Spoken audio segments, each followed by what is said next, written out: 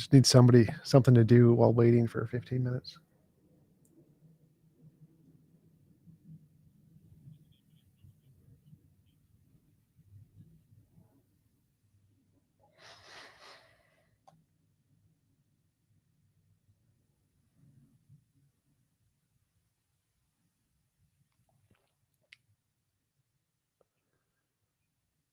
Yep.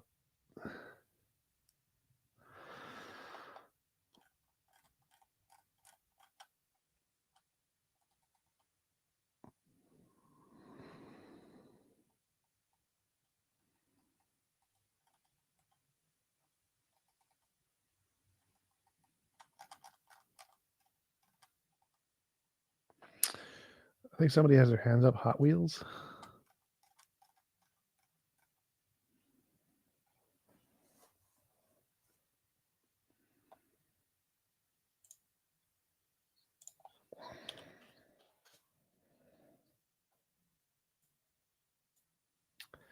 All right. Yep.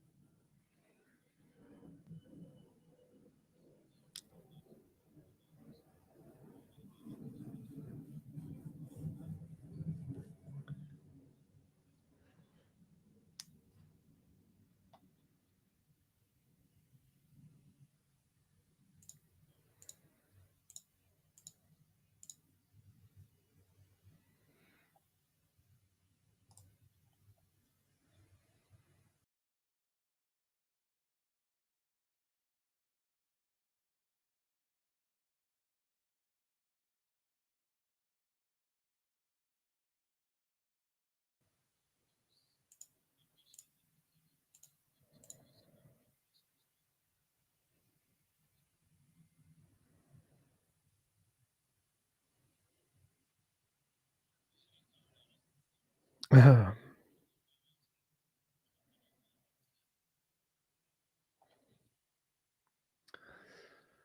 it.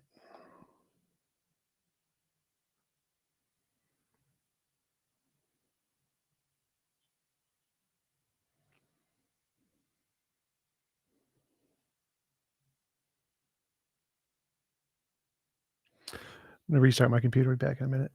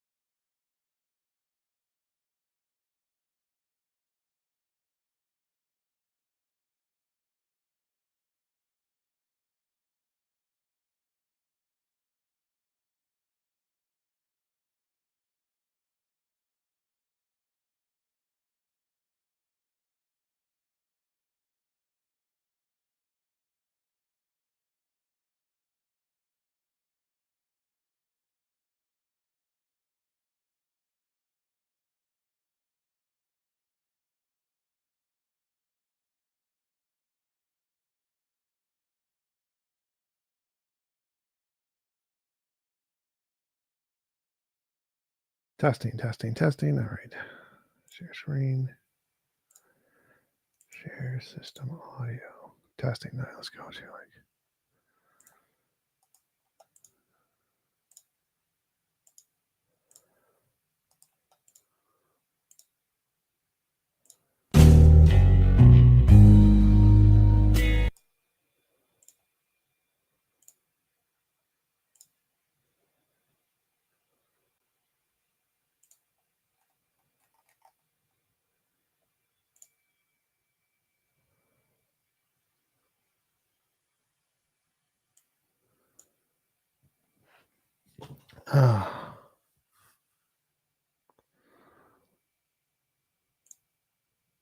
Testing. All right. Oh, we can hear it. Can you guys make noise? Because I want to see if I can hear you.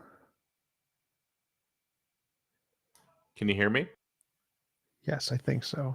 My sound wasn't working on my streaming setup for the desktop audio. I think Otangela's mic might be broken. Can you bring Heisenberg up?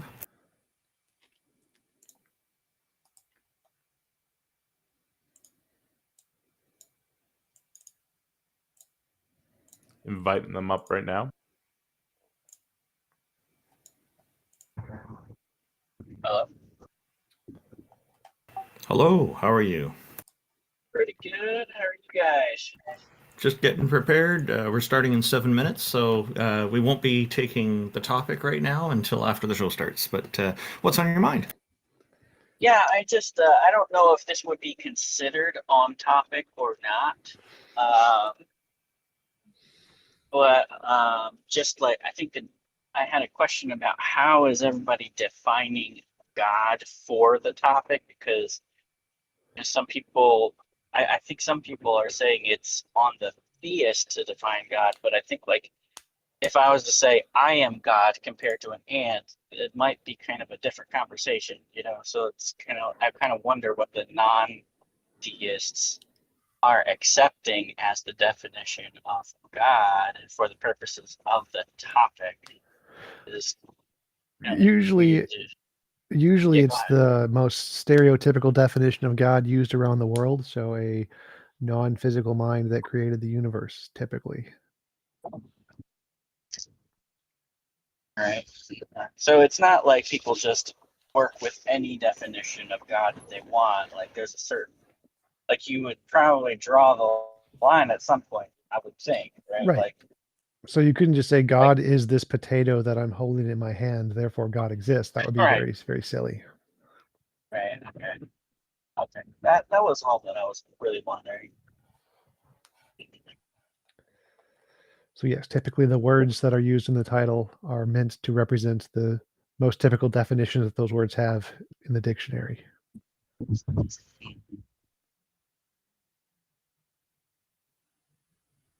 Yeah, because I'm a theist, but I don't know if I would define God as being non-physical. But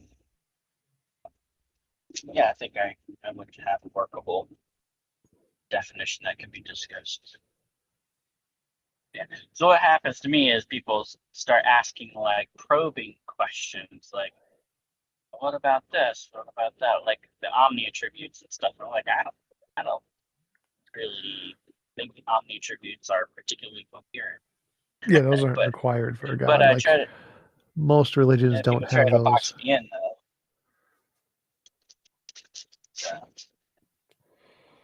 So, like, what properties do you think a God has?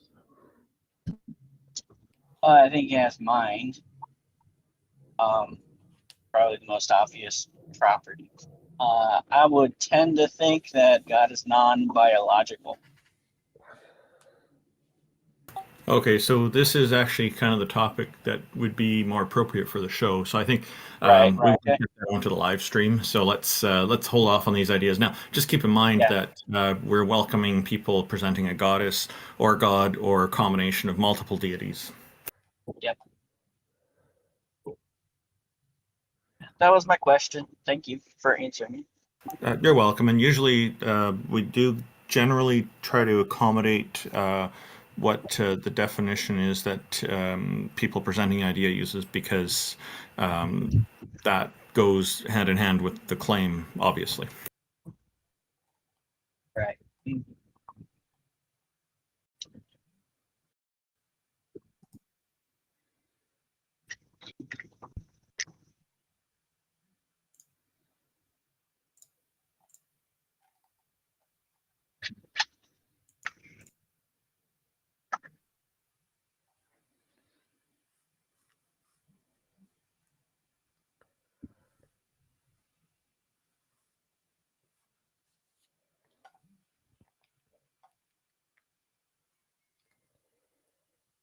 All right, so we got everybody's bios and Discords pinned right now that's in here.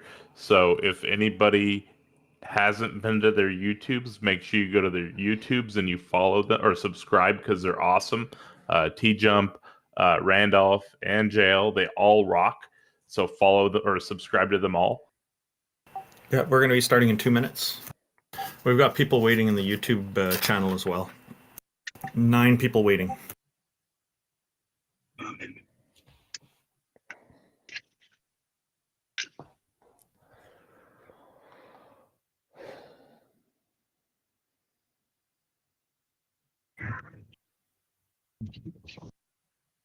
Should we move Otangelo and Heisenberg back down to the audience initially? Oh, yes, That definitely. All right, we'll be pulling y'all back up.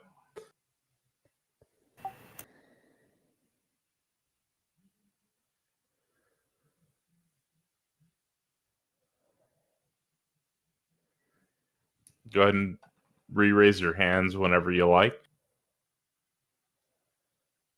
We'll be starting in 1 minute.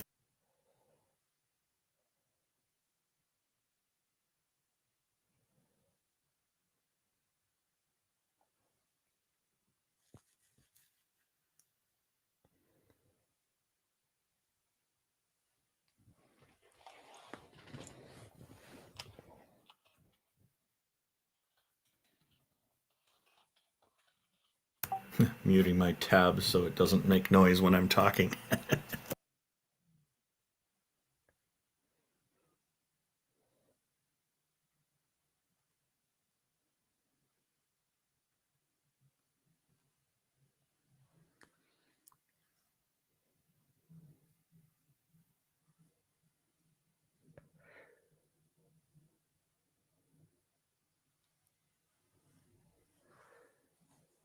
Morning, can y'all hear me? Yes. Awesome. Will it let you start the stage, or does it show it started? Yeah, we need to start the stage, I guess.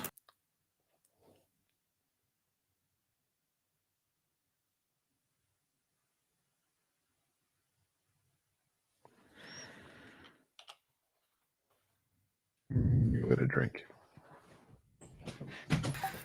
Hey, welcome everybody.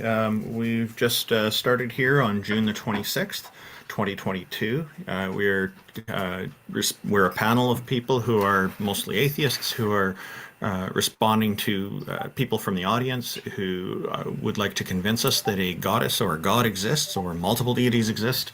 We're just going to start with some introductions and then take questions and challenges from our audience. Thank you everybody for being here. The people who are on the panel include TJump, or TJump, an atheist philosopher who hosts conversations with professors, philosophers, and other academics about topics ranging from biology and physics to religion and morality, and so on. J. Mike is one of the co-hosts of the Talk Heathen Show. Jefferson Spatchcock is an atheist inquisitor and intellectual who has particular expertise in analyzing and reviewing debates. J.L. Warren, an atheist activist, educator, and entertainer. He runs the Bridge the Divide YouTube channel, where he addresses irrational beliefs and irrational behaviors that often follow, the societal divides they create, and how those divides can be bridged with education, rationality, and reason. I'm Randolph Richardson. I'm an atheist from British Columbia, and I'm the founding president of the Canadian Atheists. I'm an advocate for freedom, fair justice, and critical thinking. Let's see.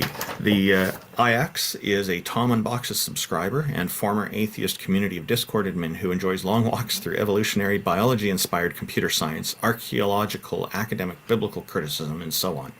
Jack Burton is a self-described middle-aged, college-educated nobody who drives the Pork Chop Express truck in his spare time.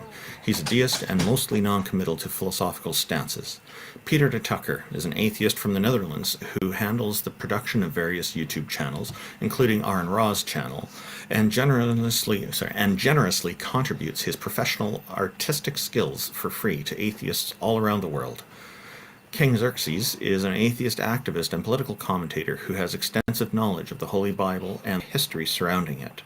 And Taco, the organizer of this fortnightly program, is a #1 Discord debater who has never lost a Discord debate in his life. Thank you, everybody, for tuning in. The links to everybody's channels and social media can be found in the description of the YouTube video that we're live streaming. We can get right into this because I see that there are some people here. I'm just going to let Taco take it over, and if anybody else had anything they want to say. And before we begin, I just want to give a shout out to the Better Conference, which is going live this weekend, and it is hosted by the Atheist Network Group, also known as TANG. They are avid listeners of this program, and so hello to Jenna and Oz, and thank you very much for tuning in and promoting this program, as well as the idea that atheism is normal. Go ahead, Taco. Yes, we pulled an Otangelo. We'll go ahead and get started. If his mic works. What's up, Otangelo? What you got for us today? Let's move on to our next guest. Perfect. Okay. Arrayed, I invited you. Greetings, Banshee, for hanging out with us. Hey, yeah, it's great being here. Such an honor. You know, when I saw this, it was very perplexing because I think this is such a great discussion topic. What is God, or does God exist? Because all of this is bundled into one topic, right? And I want to make the point that God does exist, but not in the way that people think. I personally think that God is a paradox because everything has to come from something. And my definition of God would mean that there is a creator that created everything from scratch, right? That the creator is what made everything happen and everything exist, and all of the universes and everything just, come into reality. But the thing is that most people just, use against this idea is that the creator must exist somehow, right? So my idea is that because God cannot really create itself, because whatever created God must be created by something else. And there's no such thing as nothingness, because nothingness does not exist. It's not true. It's not real. And that is why I believe that God is a paradox. So, Array, So, if God is a paradox, well, I just want to get a clarification on what Array was talking about here. Because you think that essentially God created the universe, that God created everything. Everything that exists is the universe. God created the universe, right? Well, he created the first steps of the universe, right? He didn't really create everything. Of course, everything took time. I believe in evolution, right? He didn't really create the amoeba that became a monkey, and then that monkey became something else, right? Okay, he got so the whole process started. So you're putting God as kind of like the initiator of the expansion event we call the Big Bang. Yes, exactly. Gotcha. Okay. I'm just kind of curious. If God initiated this, then God would have had to have created the environment, or the essentially God would have had to create the void, beginning point, the beginning point that would be the expansion point, the expansion event. So if there was only God, if there was only God and nothing else, and then God did this, what did God make that initial starting point out of? Well, I believe that he created everything from you know, the quartz of the atom, and then he formed the atom. What I'm trying to say is that not exactly what it was originally made of, because essentially what it was just a bunch of concentrated matter colliding on itself But until it became a big explosion. Yeah, but who created that matter, that initial matter? Who created that? Well, for that, I don't know. Nobody knows. But that whatever created it, because nothing can create by itself, is God, right? And as I was stating before, God cannot really create itself. So God is a paradox. Okay, so but is in your definition, is God eternal or infinite? I would say God is infinite. Yes. Okay, so if God was always there before anything else, and now see the way I'm looking at it is very simple.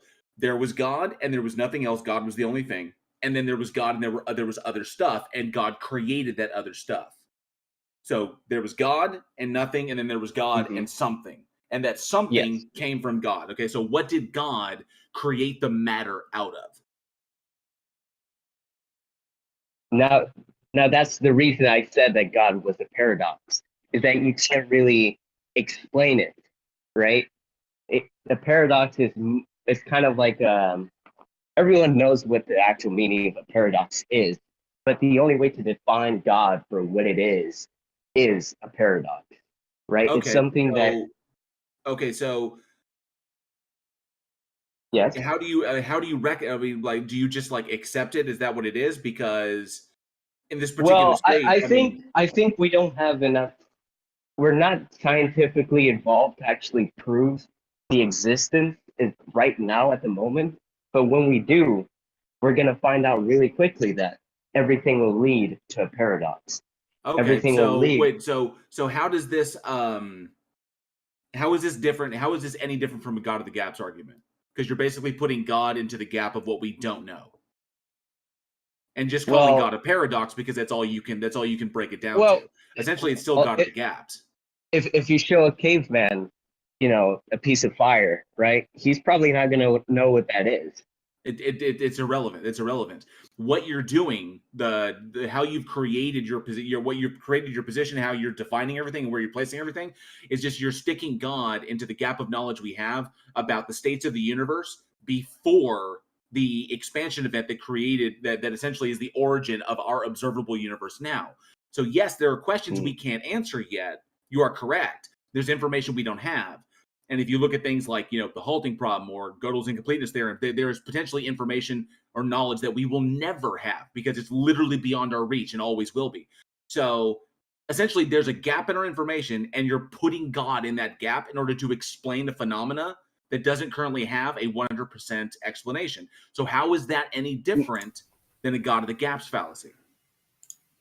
Well, can you really explain a paradox? Like, I don't need to explain it. I don't accept that it exists. I don't need to explain it. All I need to say is, what information do I have? What evidence do I have? And what conclusions can I draw from that with intellectual honesty? And if I don't know something, I simply say I don't know, or we don't know, but we may eventually, but we may not. But I'm not going to stick an answer into a slot just because it makes me feel better, just so I can say, oh, there's an answer there. Well, that's intellectually dishonest. I didn't create this idea out of nowhere. I didn't create it because I wanted to make myself happy in a sense, right? I created this because then why did you accept it? What is the idea? That God is a paradox. Well, no, I don't care about. There's a fundamental point that I want to get to once he's done with Jail Warren. Yeah, I just want to get. I can pass it to Randolph here in just a second. I'm just like looking. It's like, why accept the God? We've broken it down. It's a God of the gaps argument. Why accept this? Why not simply say we don't know? Let me ask you something. Do you know what created because this is also going to go in the gap. You don't really know what created the Big Bang, the big expansion. Nothing created. Right? Nothing created the Big Bang. The Big you Bang. Believe in nothingness. The expansion of no, I don't. The expand. Nothing. Something cannot come from nothing. That is a logical contradiction. Okay? Exactly. So, okay, but that doesn't necessarily mean the thing that was there or is always there is God. There's no evidence to support that conclusion. So what you're doing is fallacious, and I'm curious as to why you settled on that. That's all I want to know. Is On we the paradox? determined that your argument is a God of the gaps, and you seem fine with that. Wait, I still I'm have no curious as to idea why. what his argument is. So, like, why do we need a God? Why couldn't the universe have just always That existed? we're getting there, dude. It's Well- a raid. I want to know. I want to know. Well, I just want to start with this. we- Why? I don't understand what he said. Why do we need a God? Why couldn't the universe have not been created? It doesn't matter. We're looking at his personal position, okay? And I'm saying he needs to be able to reconcile the fallacy in his personal position before he starts going on trying to explain it in a different way. And that's what's important. He didn't make a God of the is- gaps. What he said wasn't a God of the gaps. He didn't say we therefore God. He just said things need to Yes, be he created. did. That's exactly what he said. No, he didn't. I said that God was a paradox. That's what I said. That's true. Right. That's how you started. But we broke it down to expose that this is basically a God of the gaps fallacy. I don't see The any thing God of the is- gaps in what he said. So could you just restate your argument? Why do we need a Yep. God? Why couldn't the universe and natural stuff just have not been created? Hear anything? 1 second. Okay, so I just wanted to say, you're saying that God is a paradox. A paradox is a self-contradiction, or an absurd statement that's self-contradictory. If you're saying that God is a paradox, then how do you argue for God's existence with this paradox? And I agree with you that it's paradox. Like, you've got the Christian God, for example, has omniscience and omnipotence, and I've pointed out numerous times in the past, but maybe you're not familiar with it, which is fine. If a God is both omniscient and omnipotent, two of the many characteristics of the Christian God and the Islamic God and many others, then they don't work well together, because if you're God and you know that tomorrow I'm going to have sunny weather in my neighborhood, tomorrow rolls along and you use your omnipotence to change the weather to snow or rain, you've now invalidated your omniscience from the day before. Therein lies the paradox. But I guess you have a different idea on what you mean by God as a paradox. Perhaps you could elaborate on that.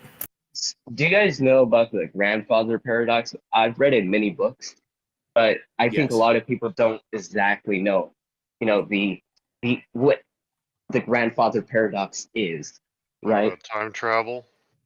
Time travel, exactly. You kill your grandfather, and then you travel back. But how do you exist? How do you exist to actually kill your grandfather if he never created you, right? So that is a paradox. Yeah. It's something you can't really explain. We don't travel back in time though, so. Not yet. But I get that if we invent time travel, we're going to have that problem to deal with. But hang on. Just a sec. You said not yet. Yeah. Shouldn't that be in past tense? Yeah, exactly. Can you try to answer my question? Because I'm still like, none of what anyone has said has meant anything to me. What is the reason we need a God? What is the reason we need a God? Why do we wait, stop. Why does there need to be a thing who created all of the other things? Why can't the universe be uncreated? Why can't it be the God and you don't need a mind?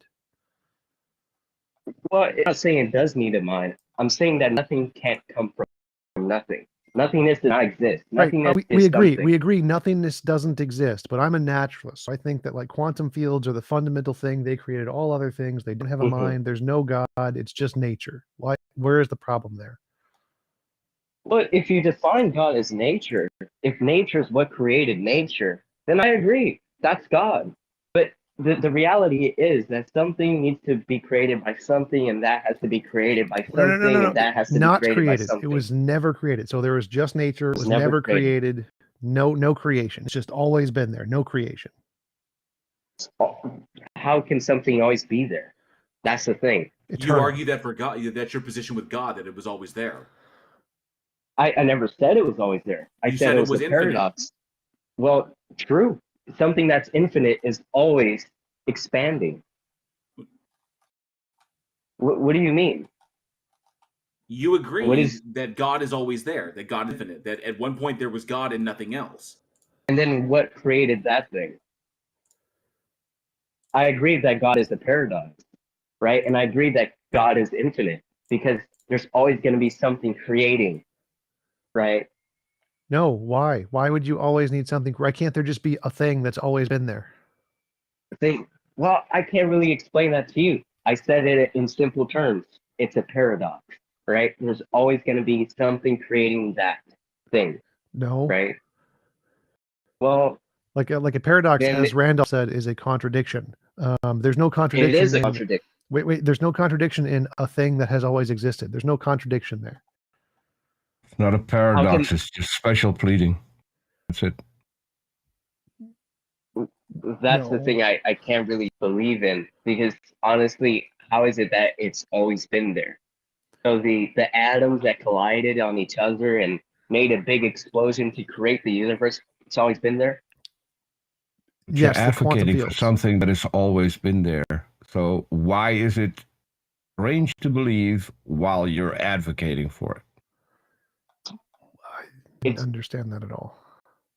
A raid. Essentially what TJump is asking you, it could be nature or it could be this mind thing that you call God. Why does it have to be? Why does it know? It's either one or the other. Why does it have to be God? Why does it have to be God? Because it created everything, essentially. But why? Yeah, okay, but we see natural processes creating things all the time. Why can't it just be natural process? No mind, no agency, no purpose. It just does it. I never said that God had a mind. It could be. It could have a mind. I don't know, right? Nobody knows, right? And that could totally fall into the gap that you call not explainable, right? What I'm trying to state is that God is the paradox. I'm not trying to state that he's some kind of like humanoid beard dude who created everything. What I'm trying to essentially say is that God is a creator. He is what created everything from the very point. Okay, so Ray, that implies a mind. Like, I'm not sure if you heard yourself, but you said, I never said that he had a mind.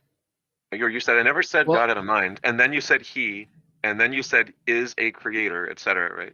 So it's like, you don't seem to be clear on what the implications are of what you're saying and the fact that it implies and requires a mind. And you don't seem to... Well, there's a lot of things that don't require a mind. Well, being a person who is a creator, implies a mind. That's what we mean by those words, right? So do you know what let me finish. Okay, so what TJump is saying to you is that you can have quantum fields that are the explanation for the existence of things. In other words, if we look in our best physical theories, we have something like QFT theories that may or may not involve dark matter, may or may not involve certain versions of the Big Bang, etc. May or may not have space-time as an emergent. There's all these different theories, but what they all have in common is they all agree that there's these QFTs that seem to be the explanation for the existence of all the things. That the things are, if you describe them properly, manifestations of these fields, right? Now, none of that involves the field being a he or needing to be the creator. It is just the thing which grounds and explains the existence of the manifestations in it, right? It's like if I have a piece of graph paper and I draw a picture on the graph paper, the picture is grounded in the fact that there's a graph paper to draw it on, right? But we don't say the graph paper created the drawing, it's just that a graph allows for there to be points on it. It's like conceptual almost in the case of the graph paper, right? So there's no point in the explanation of the graph paper where we need to invoke that, well, for there to be a drawing of any kind, has to be a person. Just because I can imagine drawing on the graph paper is great, and I could say, oh, well, someone must have drawn the things on the graph paper on purpose. It could also just be an ink blot, right? The graph paper could just have holes in it. Like, there's all kinds of things that can happen in some medium or some substrate that do not require a conscious entity that is a he. Now, when you say it's a contradiction. He was just a way to describe what it is.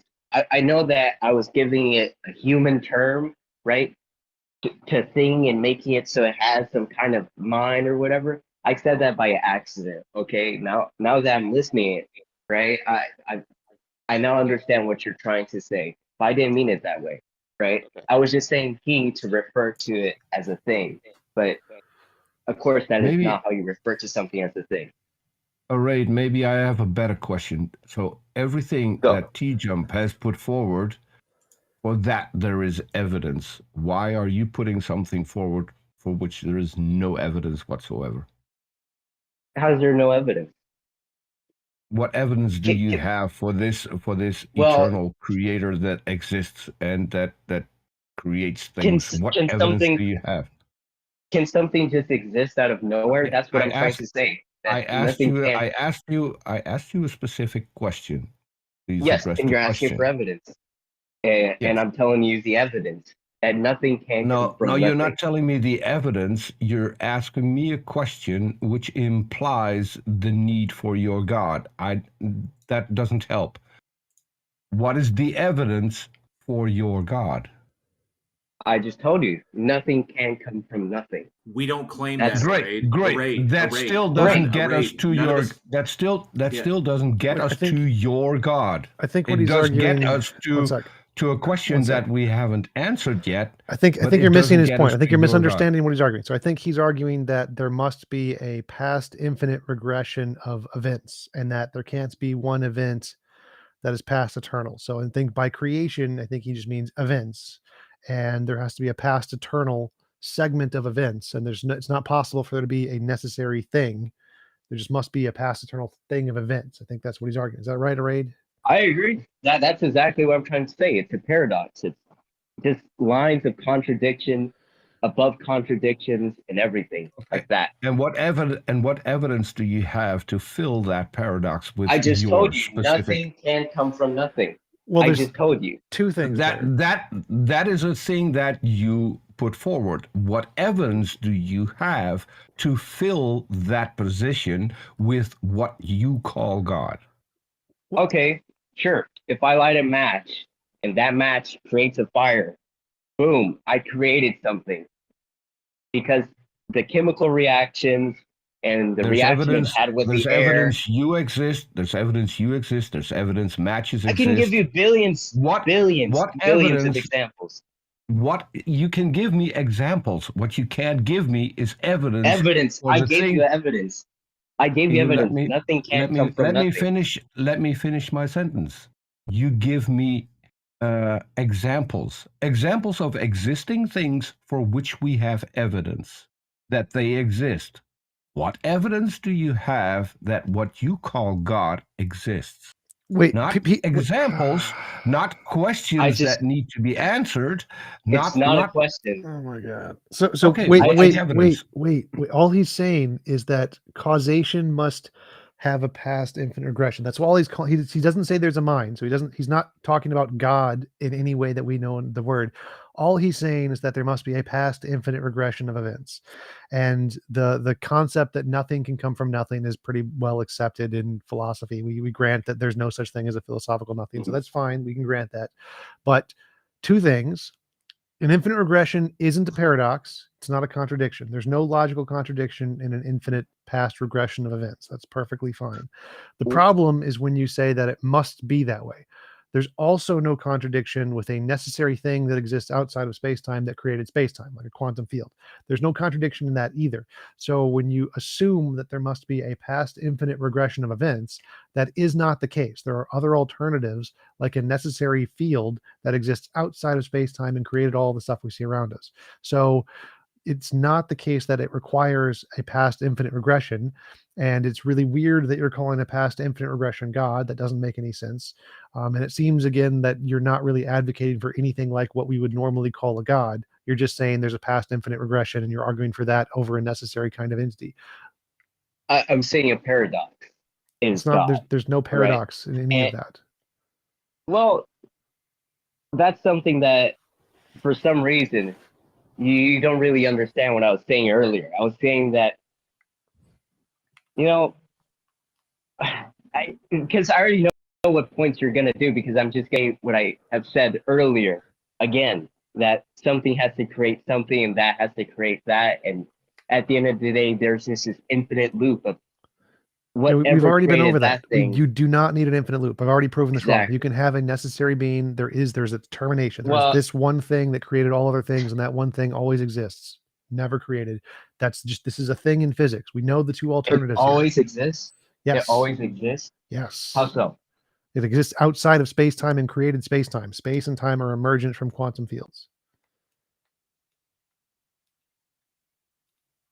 Well, that I do agree with that statement, but I still believe that that at the very point of all of this, all of these laws of physics and everything, something had to define it. All right, something had to create matter to actually. And what evidence do you have for that particular something? He's never given any particular something. He's just talking about nature. He hasn't said it's a god of any kind. So that's why I wanted to go on. Like, I think we should move on. Well, he hasn't. Your question, I have responded so many times. It's nothing can come from nothing. I think we should move on to the next speaker because he's not talking about God. Wait, yeah, okay. Here's the thing. Blue can be red. Blue can be red, but that doesn't answer my question. My question is, you have a well-defined concept of what you think is God. My question is, he thinks he does. What evidence do I have? All right, so here's the thing. What evidence do you have for this? We're going to go into dead end. Right? Let me finish my question so you can answer my question instead of something completely different. Your well-defined concept of God, what evidence do you have for that? And don't come at me with, well, you can't answer this, therefore I am right, because that is all you're doing so far. I'm not asking you a question. I'm just telling you that nothing can come from nothing. That is clear evidence. Great. We all know that nothing can. Okay. We all know that is the case. Peter, he's not talking about God. He's literally not talking about God. He's talking about guys, bring somebody else in here. Bring somebody else in here. We're going to go into dead end. We keep talking about this. This is why I asked him to present some evidence for his well-defined concept that he calls God, which isn't God, his well-defined concept. And he can't do that. I'm with you. So Otangelo wants to discuss abiogenesis with TJump. Apparently they had a conversation about this 2 years ago. It sounded very interesting. It sounds like Otangelo has evidence. Otangelo, your turn. Ooh. Yes, hi guys. We had a debate about theism against atheism, and TJump. He tried to refute my argument of abiogenesis, and successfully did it. Yeah, and I think that in your regards, I would like to have 2 minutes without being interrupted to just give a more adequate answer than I gave in that debate. Is that okay? Can I be not interrupted for 2 minutes? Sure. Okay, I'm going to lay something down here, Otangelo. If people are interrupting during your opening statement, is to ask for clarification on a term or something, okay? Okay, so Tom said in that debate, RNA polymerization on clay has explained the problem of RNA polymerization. And applying inductive reasoning, we can generalize and so say that naturalism explains the origin of life better than creationism, which provides no explanation. And I would like to reply in a more clarifying manner now. Using inductive reasoning fails in the attempt to explain the origin of life because several different fields are involved and various different problems require an explanation. The science paper in 2020 clarified investigating the origin of life requires an integrated and multidisciplinary approach, including but not limited to biochemistry, microbiology, biophysics, geology, astrobiology, mathematical modeling, and astronomy. So what's quite challenging is that life is such a collection of different things that work in an integrated fashion so well together, not just different components, but life is based on chemistry and information. The origin of both are entirely different issues. Different separate behaviors and different accomplishments like self-replication, information transfer, or whether it's forming compartmentalization or modularity contribute to the overall accomplishment of the cell. One could break and divide the cell systems into different separate functional parts and various different things. Attempting to explain the origin of the enclosed cell membrane is entirely different than explaining the origin of carbon and nitrogen fixation, upon which the origin of the basic building blocks like amino acids, RNA, and DNA depends. Which wait, again, that's fine. is also, I'm finishing, just one sentence still. Again, is also a different issue. We can move on to the quest of the origin of polymerization of RNA, DNA, and amino acids, and the origin of instructional assembly information, the genetic code, and the origin of energy production, etc. So there are very okay. That's big multiple standing sentences. beliefs. So most of what you said is completely irrelevant. So the argument here is, I agree, there are thousands of different, completely different areas that are required to explain the origin of a cell. Totally agree with you. And one aspect like the RNA polymerization is just one of like thousands and thousands of different things that we all need to explain to be able to explain the origin of life. The reason we can use induction to infer that naturalism is a better explanation is because it can explain a number of these, like the RNA polymerization thing. Because the naturalist hypothesis can predict and got these predictions correct and explains a number of these steps, let's say, I don't know, 5% of the steps to create life. That model is better than a model that provides 0% of the steps, which is your model. Your model explains 0% of the steps. Naturalism explains 5% of the steps. And so the better hypothesis here is the naturalist hypothesis because it was successfully able to predict these things prior to knowing them and got it right. Whereas your model has made 0 predictions about the origin of life and gotten none of those correct. And so our model is better. That's the argument. That's why we're using induction, is because any kinds of things, any of the 1,000 steps, if we can explain them and get them correct with novel predictions, is evidence of our model.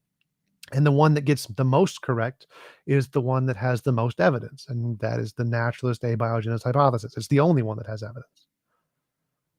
Yeah, so I refute what you're claiming, TJump, by doing an argument from analogy. And that is that... Angelo, I apologize. Quick interruption. Randolph, sound is gone on your stream. Yeah, I'm just looking into that now. Thank you.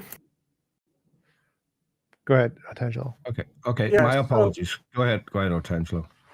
Yeah, so my reply to that, Tom, is that we know by repeated experience that the origin of blueprints containing instructional complex assembly information dictating the fabrication of complex machines, robotic production lines, computers, transistors, turbines, energy plants, and interlinked factories based on these instructions, which produce goods for specific purposes, are both always explained by intelligence. We know by our own experience as human intelligent beings that we are able to construct these things. And analogously, we see the same state of affairs in a cell where information directs the making and operation of complex machines and production lines. So that's a hypothesis. So what you can say is that in our past experience, when we see things that look like blueprints, those are made by humans. Therefore, you can infer that you think that cells look like blueprints, and therefore you think that they're also designed by some kind of a mind. That's fine as a hypothesis, but that's not evidence the hypothesis is true. In order to come up with evidence, you would then have to use that hypothesis to make predictions about the 1,000 or 10,000 steps of how we get to life, how we get to a living cell, and you'd have to be able to successfully make predictions using your model that you think it's designed about those 1,000 steps. You've never done that. Just simply looking at the past and saying complicated things require blueprints and blueprints are made by minds. That's a fine way to make a hypothesis, but it's not evidence of the hypothesis. Now, we also came up with a hypothesis. We said that oh, look, natural processes in the world pretty much made everything, and minds never have been successfully shown to do anything in nature. We're going to think it's a natural hypothesis. And if it's a natural hypothesis, we're going to go that extra step. We're going to make predictions and say, oh, the RNA synthase can be explained in this way of these different kinds of things that occur in nature. We can make predictions and say, we'll find these in these certain circumstances. And then we do tests and we confirm the predictions. Oh, we were right. Now that's evidence. So you start with a hypothesis. We both have a hypothesis, but ours goes one further, uses that hypothesis to make predictions about what we're going to find in those 1,000 steps and gets them right. Yours doesn't do that. You just have the hypothesis. Well, the problem with that is that we are talking here about single events which supposedly happened in the past. And if what you are saying is true, then we should actually be able to observe in nature molecules in the trajectory to become life, and we don't observe that. Well, we only need to observe the things we predict. So if I predict RNA is going to form on clay or RNA is going to form corpuscles on clay, and it happens, that's evidence of my model. So I don't need to make predictions about entire collections of the 1,000 steps. I only need to make a prediction about one of the steps and get that one thing right. And if I get that one thing right, no matter how tiny it is, that's still more evidence than your model because you have 0 things right. So you have to start with your hypothesis. And then once you have that hypothesis, yours is that it looks like a blueprint, so it must have been made by a mind. Then you need to use that hypothesis to make predictions about new things we don't know yet. And if we discover those to be correct, then you have evidence. But you haven't done that. The natural hypothesis has done that. Well, the problem is, TJump, that what you are claiming is basically not true. Abiogenesis is a failed hypothesis, and in every field, it doesn't provide the confirmation of the predictions. And there is another problem. Even let's suppose that science could come up with a trajectory to go from prebiotic making of the basic building blocks. How do you go from that state of affairs to the very complex biosynthesis state of affairs in cells, which is a huge gap, and it has not even been tackled? I don't think you're understanding the problem here, Antangelo. So assume we both have models and we both have 1,000 things we don't know. And this is the 1,000 things that are required to create life. Now, each individual step is going to be really, really tiny. We haven't solved the whole thing. You can always say, oh, look, there's 900 things you haven't solved, and be like, yeah, you're right. We haven't solved those 900 things, but I did solve this one. And this one is more than what you solved. And so if I solve one thing and your model solves 0 things, my model is better than your model. So the fact that the abiogenesis model has made many, many successful predictions which have been confirmed, and you can just go to the New Scientist, First Life, the search for the first replicator, and just go through a list of all the different academic papers that have been published where we have found these, where these were predicted and discovered by the naturalist hypothesis. Just give you one example from Nature, volume 459, page 239. So there's sugars and bases were found as a prediction of, he took a half a sugar and a half a base and stuck them together, forming a critical sugar base that linked everything and struggled, and then created a self-replicating RNA molecule. And this was predicted that they would find this. So I have now solved one of the 1,000 steps. You have solved 0 of the 1,000 steps. My model is better than your model. Well, you have already several problems here. And the first is the sugar molecule, ribose, which you need to stick to the base. You don't have a prebiotic trajectory to get matter. Carbon fixed. Yes, matter. It matters. Well, no. Again, Antangelo. Wait. You're skipping things. So I don't need to go in order of the steps. I can start at step 347. So I don't need to explain how I got from step 1 to step 347. If I can predict how step 347 went to step 348 and I get it right, that's evidence of my model. So I've solved one problem right in the middle of the steps. There's assume there's 1,000 steps and you have to go in order to get a living cell. And I only predict step 347 and 348, and I have no idea how we got from step 1 to step 348. It doesn't matter because I made a successful prediction, which is evidence of my model, of that one step. and yours has 0 of those successful predictions. So my model is a better model. Well, the problem is that you don't have that success which you constantly claim, because we know that the bases and ribose, they hydrolyze in water. They are, rather than joined, they are separated. That is an unreachable problem. Like those are other steps. No. You're saying in order to get to step 347, there's these other steps that you can't explain. Those other steps don't matter, Antangelo. I made a prediction that if I do this thing, I will get this result. I did the thing, I got the result. That's evidence. It doesn't matter if you think you're going to need some other steps to get to those first initial boundary conditions. It's irrelevant.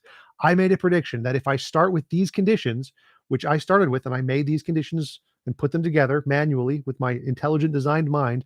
I set up the experiment, said if I set up the experiment with these conditions, and we will expect to see this result. We did the experiment, we got the result. That's evidence of my model. Whether or not you think it's possible to get those conditions in nature is just irrelevant. Well, I have addressed precisely your claim that it is possible prebiotically to stick a ribose. I did not say that. Again, I didn't say prebiotically. So I don't care. So what is it precisely which you said, which you claimed was successfully predicted and then confirmed? So, like, just to give another example, corpuscles can form on clay. That's an example. And this can happen. I don't care about the prebiotic material. I do not care at all about prebiotic Earth. I don't care at all about how life formed on Earth. Makes no difference. I don't care about the first 300 steps. Completely irrelevant. All I need to do is predict one step successfully. If this step can occur in nature by my hypothesis, I have evidence and you don't, because you haven't predicted that. You have predicted 0 steps. I have predicted 1 step. My model is better than your model. Complaining that there are other steps I haven't predicted is irrelevant. Again, what is that thing on clay which you just claimed? Corpuscles forming on clay. This doesn't matter, Antangelo. Like if you're just ignorant of the basic research, then that's your problem. There are tons and tons of predictions made by abiogenesis research. I gave you an article that lists them. You aren't allowed to disagree with these. These are published academic papers. They have discovered what they claimed to discover. The only thing you can argue is that, oh, well, in order to get those basic starting boundary conditions of those experiments, they must not have done these other steps, which they are relevant to the study. They don't care. So you don't get to object to these studies. They exist. They proved what they exactly claimed to prove. And then the fact that you don't think they can happen on the prebiotic Earth doesn't matter. These are evidence. Well, give me whatever thing you think that has been successful. I gave you an article that lists it, all of those things, and you can't refute them. I just want one, and then we'll see if I can refute it or not. No, you can't refute it. They're published academic papers. You don't get to refute it. Because they've literally and empirically demonstrated in a lab. You don't get to say, oh, it can't be done. It was literally done in a lab. This thing was occurred. Just a point of interest. Sorry, just a point about these papers.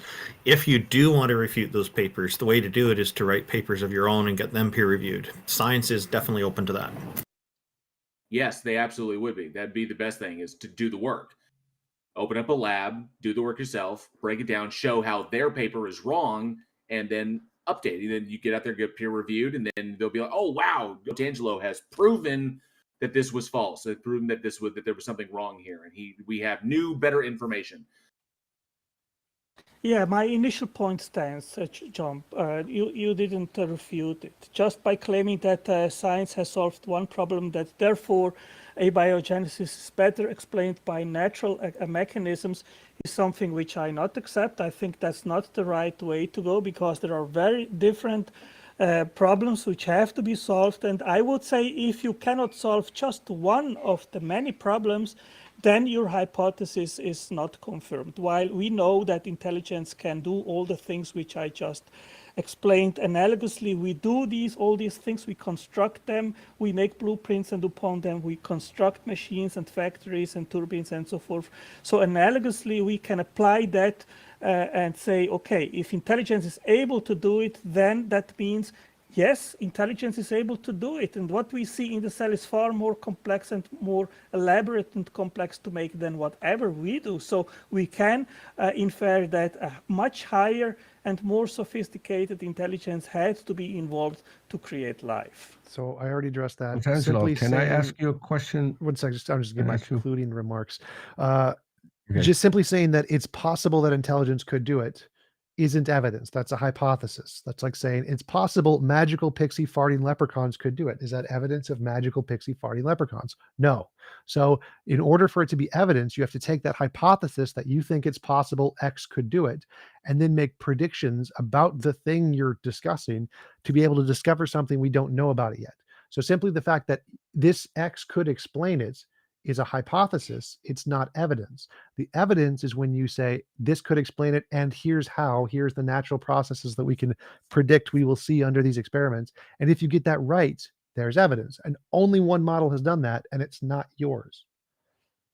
I would just like to add one point from our YouTube audience. Mark Reed has pointed out an aspect of how science does not work. He's saying if you can't find an answer, it is not automatically falsified.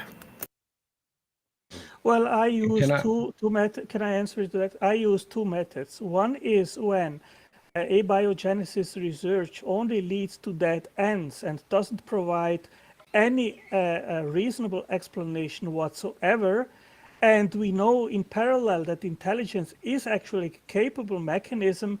Then we have 2 points which we can join together to come to a conclusion. One is abductive reasoning to the best explanation. Intelligence is the best explanation for the things we see in the cell. And eliminative induction, that means we have checked, we have made predictions, they have not been confirmed, therefore the bag is empty. Okay, intelligence is a better hypothesis. Tangelo, can I ask you a question about... Tangelo, you're going to rival Theranos for the false claims you make. Come on, dude. I'm sorry. I just want to know one of the predictions hold on. I had a question for Otangelo. I let TJump finish, and then everyone else jumped in. So I'd like to ask my question to Otangelo. Maybe this will help.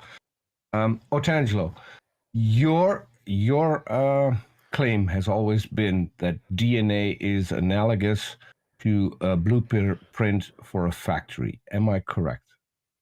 No, the DNA, Peter, is a semantophoretic molecule. It can be compared analogously to a hard disk, and it stores instructional assembly information using a genetic code. And it codes for proteins, for all the parts which are made in the cell. There is more information in epigenetic systems, but let's leave that aside right now. That is new to me. That I've never heard you claim that. So can you run by me again the analogy that you use, the blueprint for a factory? Where does that one come in? I can quick read it for you, okay? Just give me a minute. No. Just in your own words. Don't read an entire blog. Just in your own words. Yeah. So what we observe in the cell is that instructional assembly information stored in DNA through the genetic code directs the making and operation of molecular machines, assembly lines, turbines, and the entire chemical factory, which is the cell. Okay.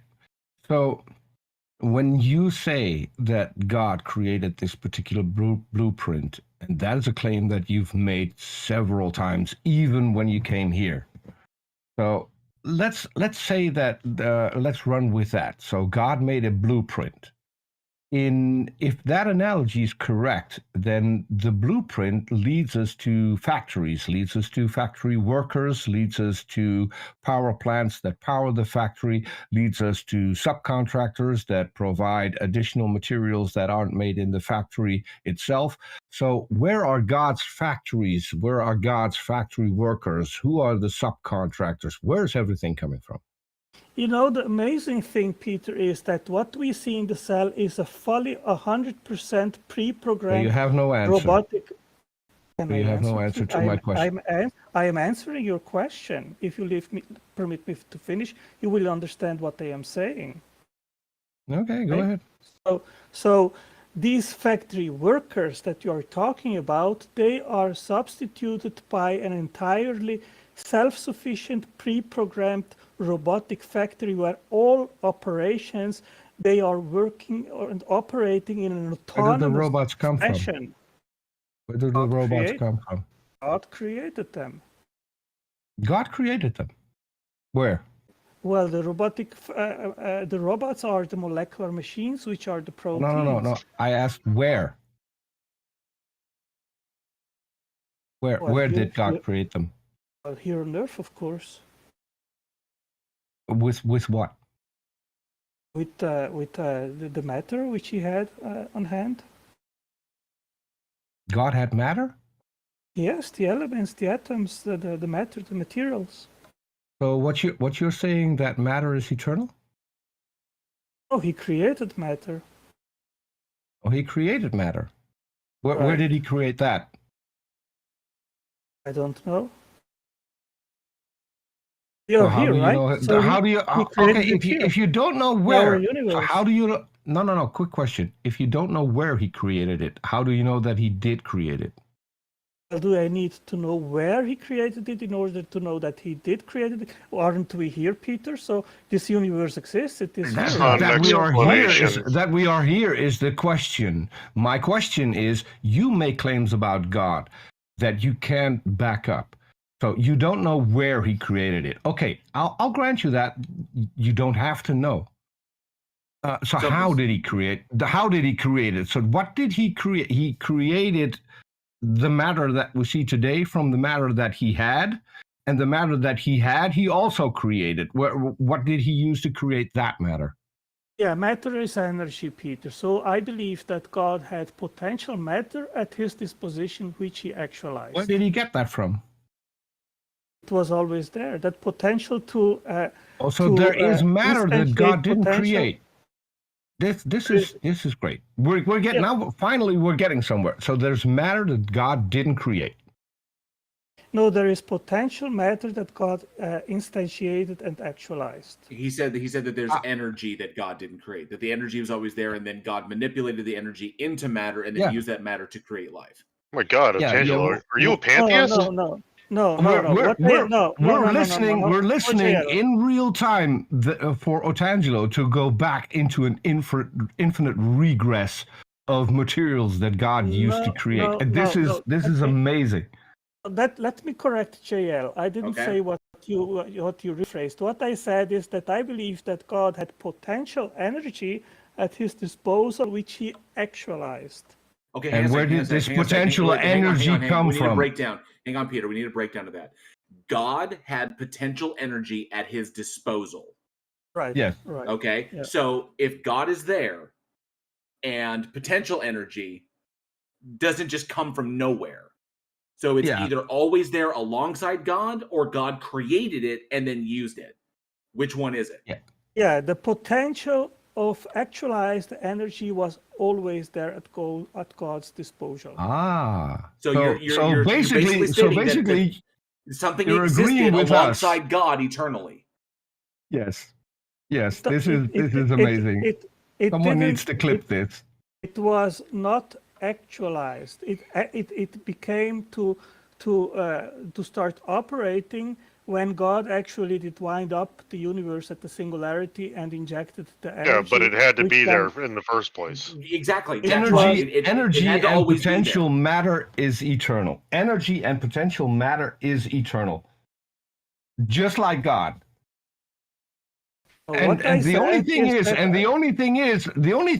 only difference between you and physicists is that you agree on one point.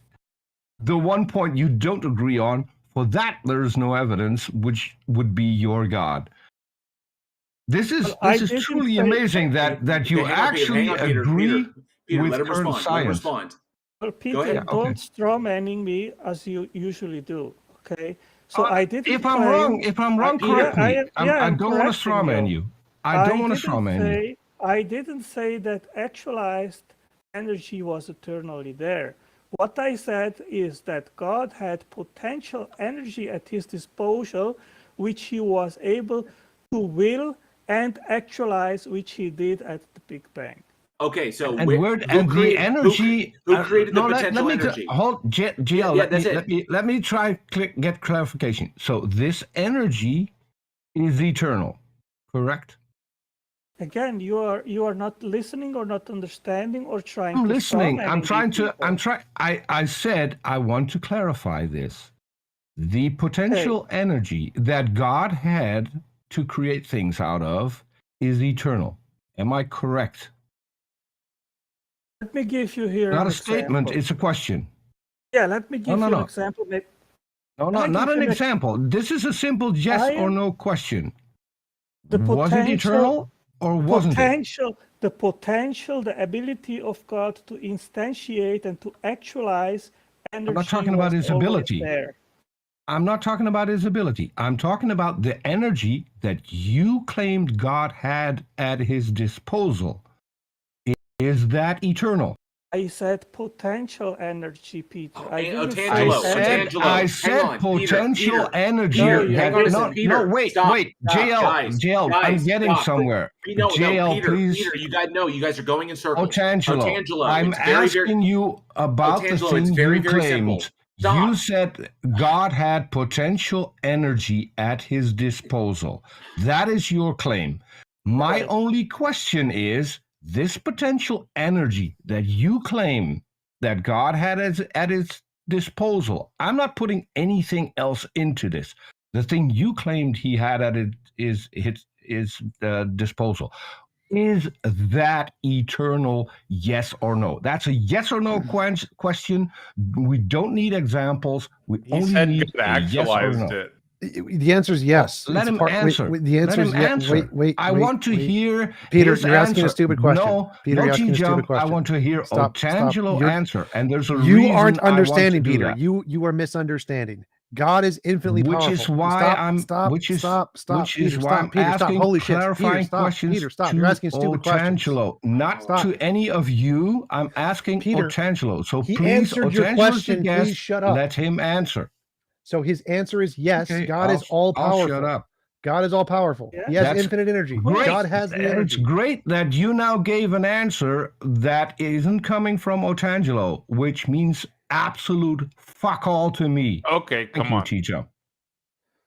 Yes, Peter. I'm asking Otangelo, how hard is it to let He just said he agrees with TJump, Peter. Shut up. Again, I agree with TJump. So this energy is eternal. Again, you're strawmanning me, Peter. Stop. I'm asking you. I'm not. This is a question. How is a question strawmanning? You don't understand. I want you, Otangelo, to be specific.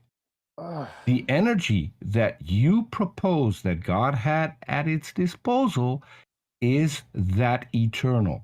That is a question. It's not a straw man.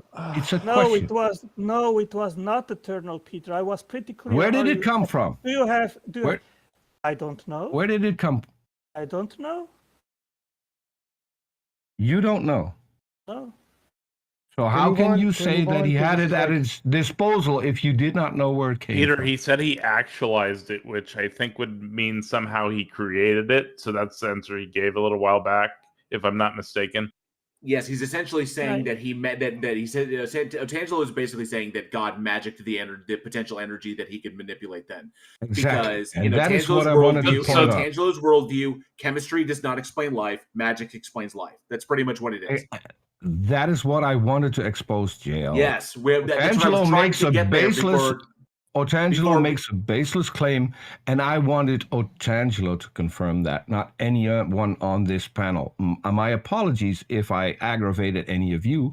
I wanted Otangelo to confirm that he doesn't know and that he just made up shit out of thin air as an explanation, which validates the whole thing that TJump and him started out on with this, because TJump came up with things for which there are evidence.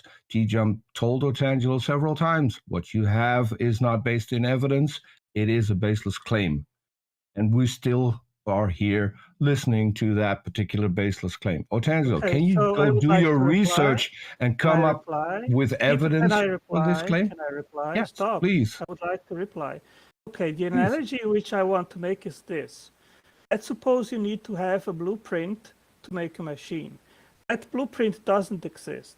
But if you sit to the drawing table, you have the potential through your mind to actualize that blueprint. You can put it on paper.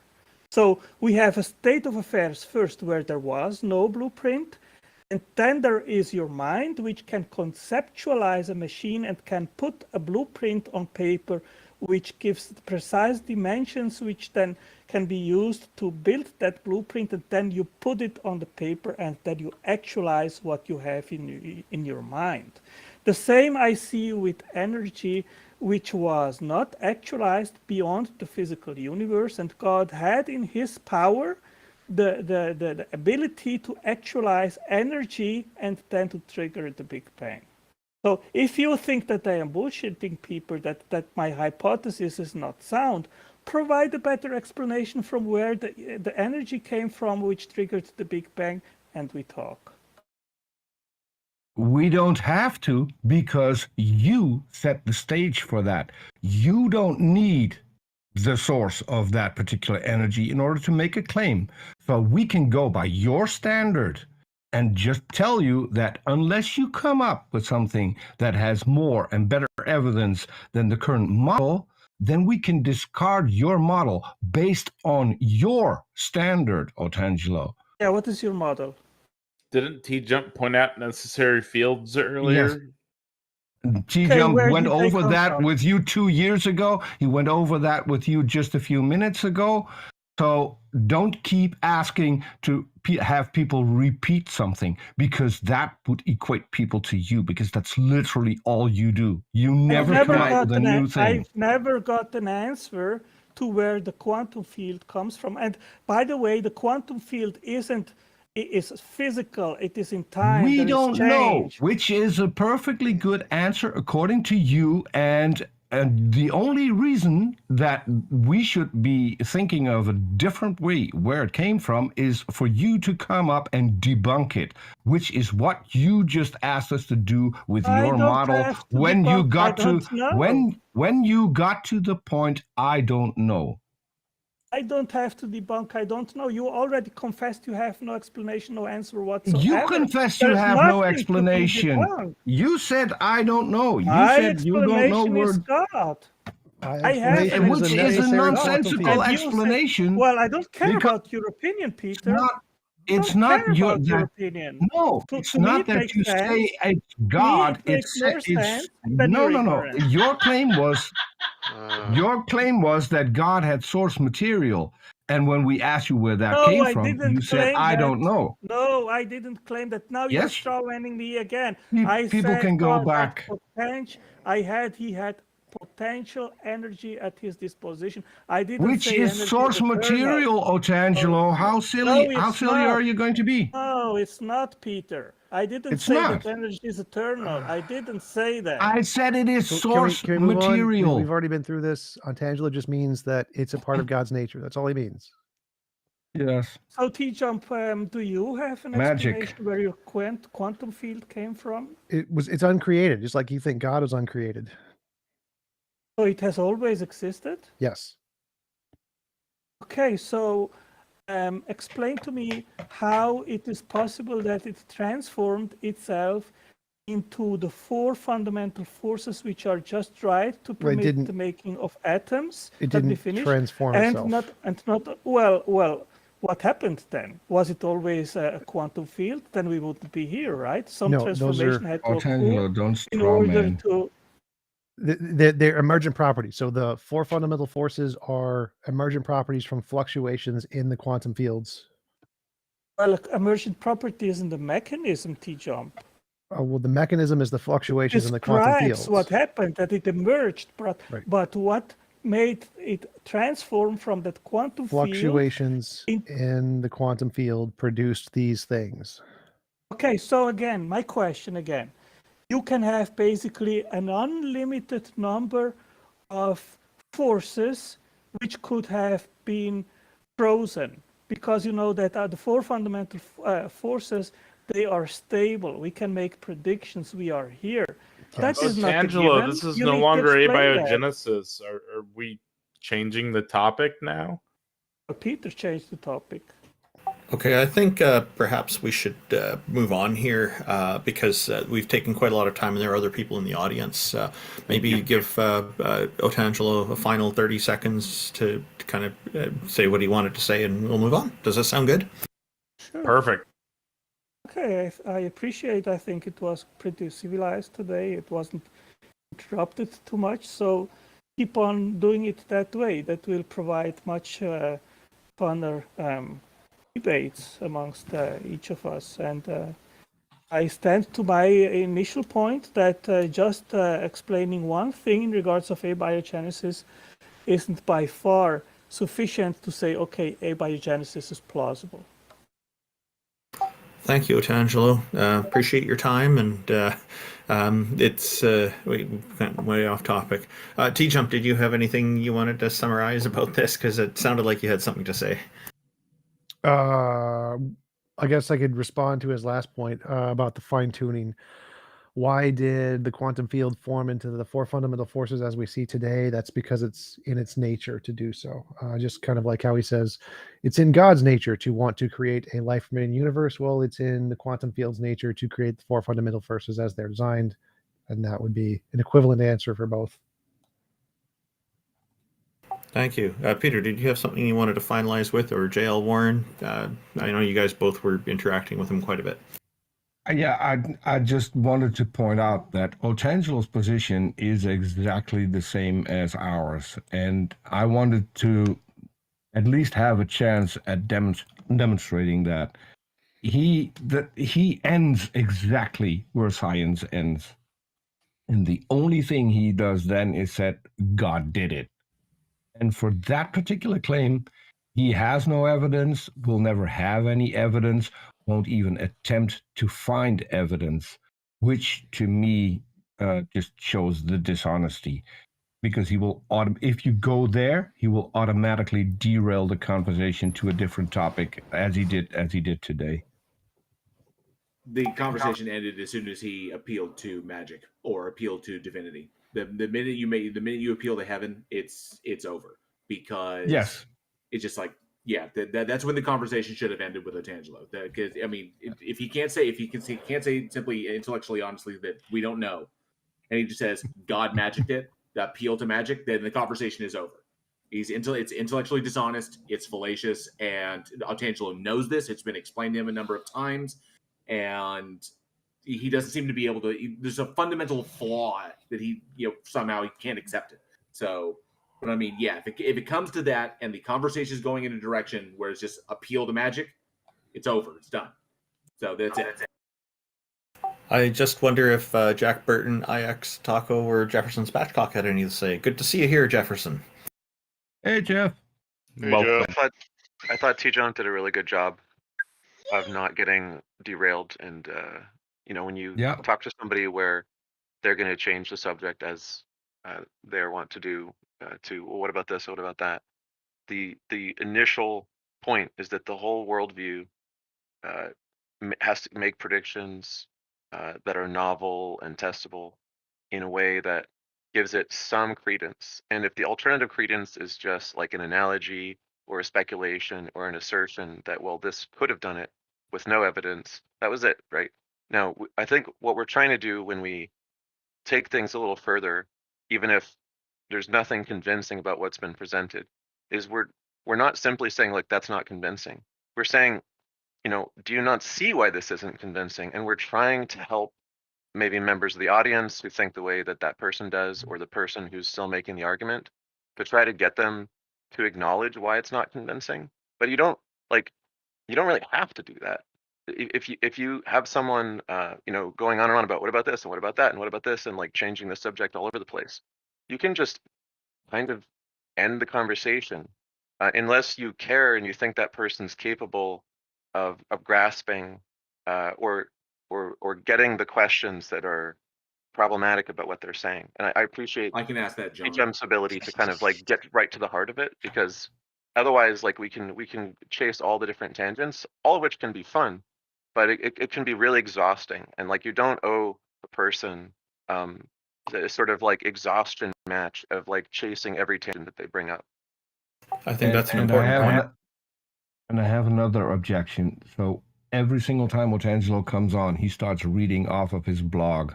I think that the next time we're going to have Otangelo on, we're going to talk to him and he can tell us everything he wants us to know in his own words.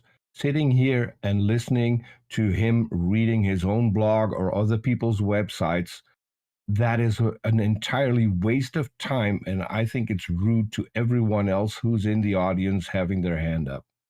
That's just my 2 cents. Thank you, everyone. Taco, I guess. Oh, Jefferson, looks like you had something to say. Yeah, so I've known Otangelo for a while, and occasionally he'd show up on my YouTube things. I've interacted with him for several years now. I haven't seen anything from him over the past few years that has demonstrated to me that I think he suffers from what a lot of people. I mean, it's a human thing.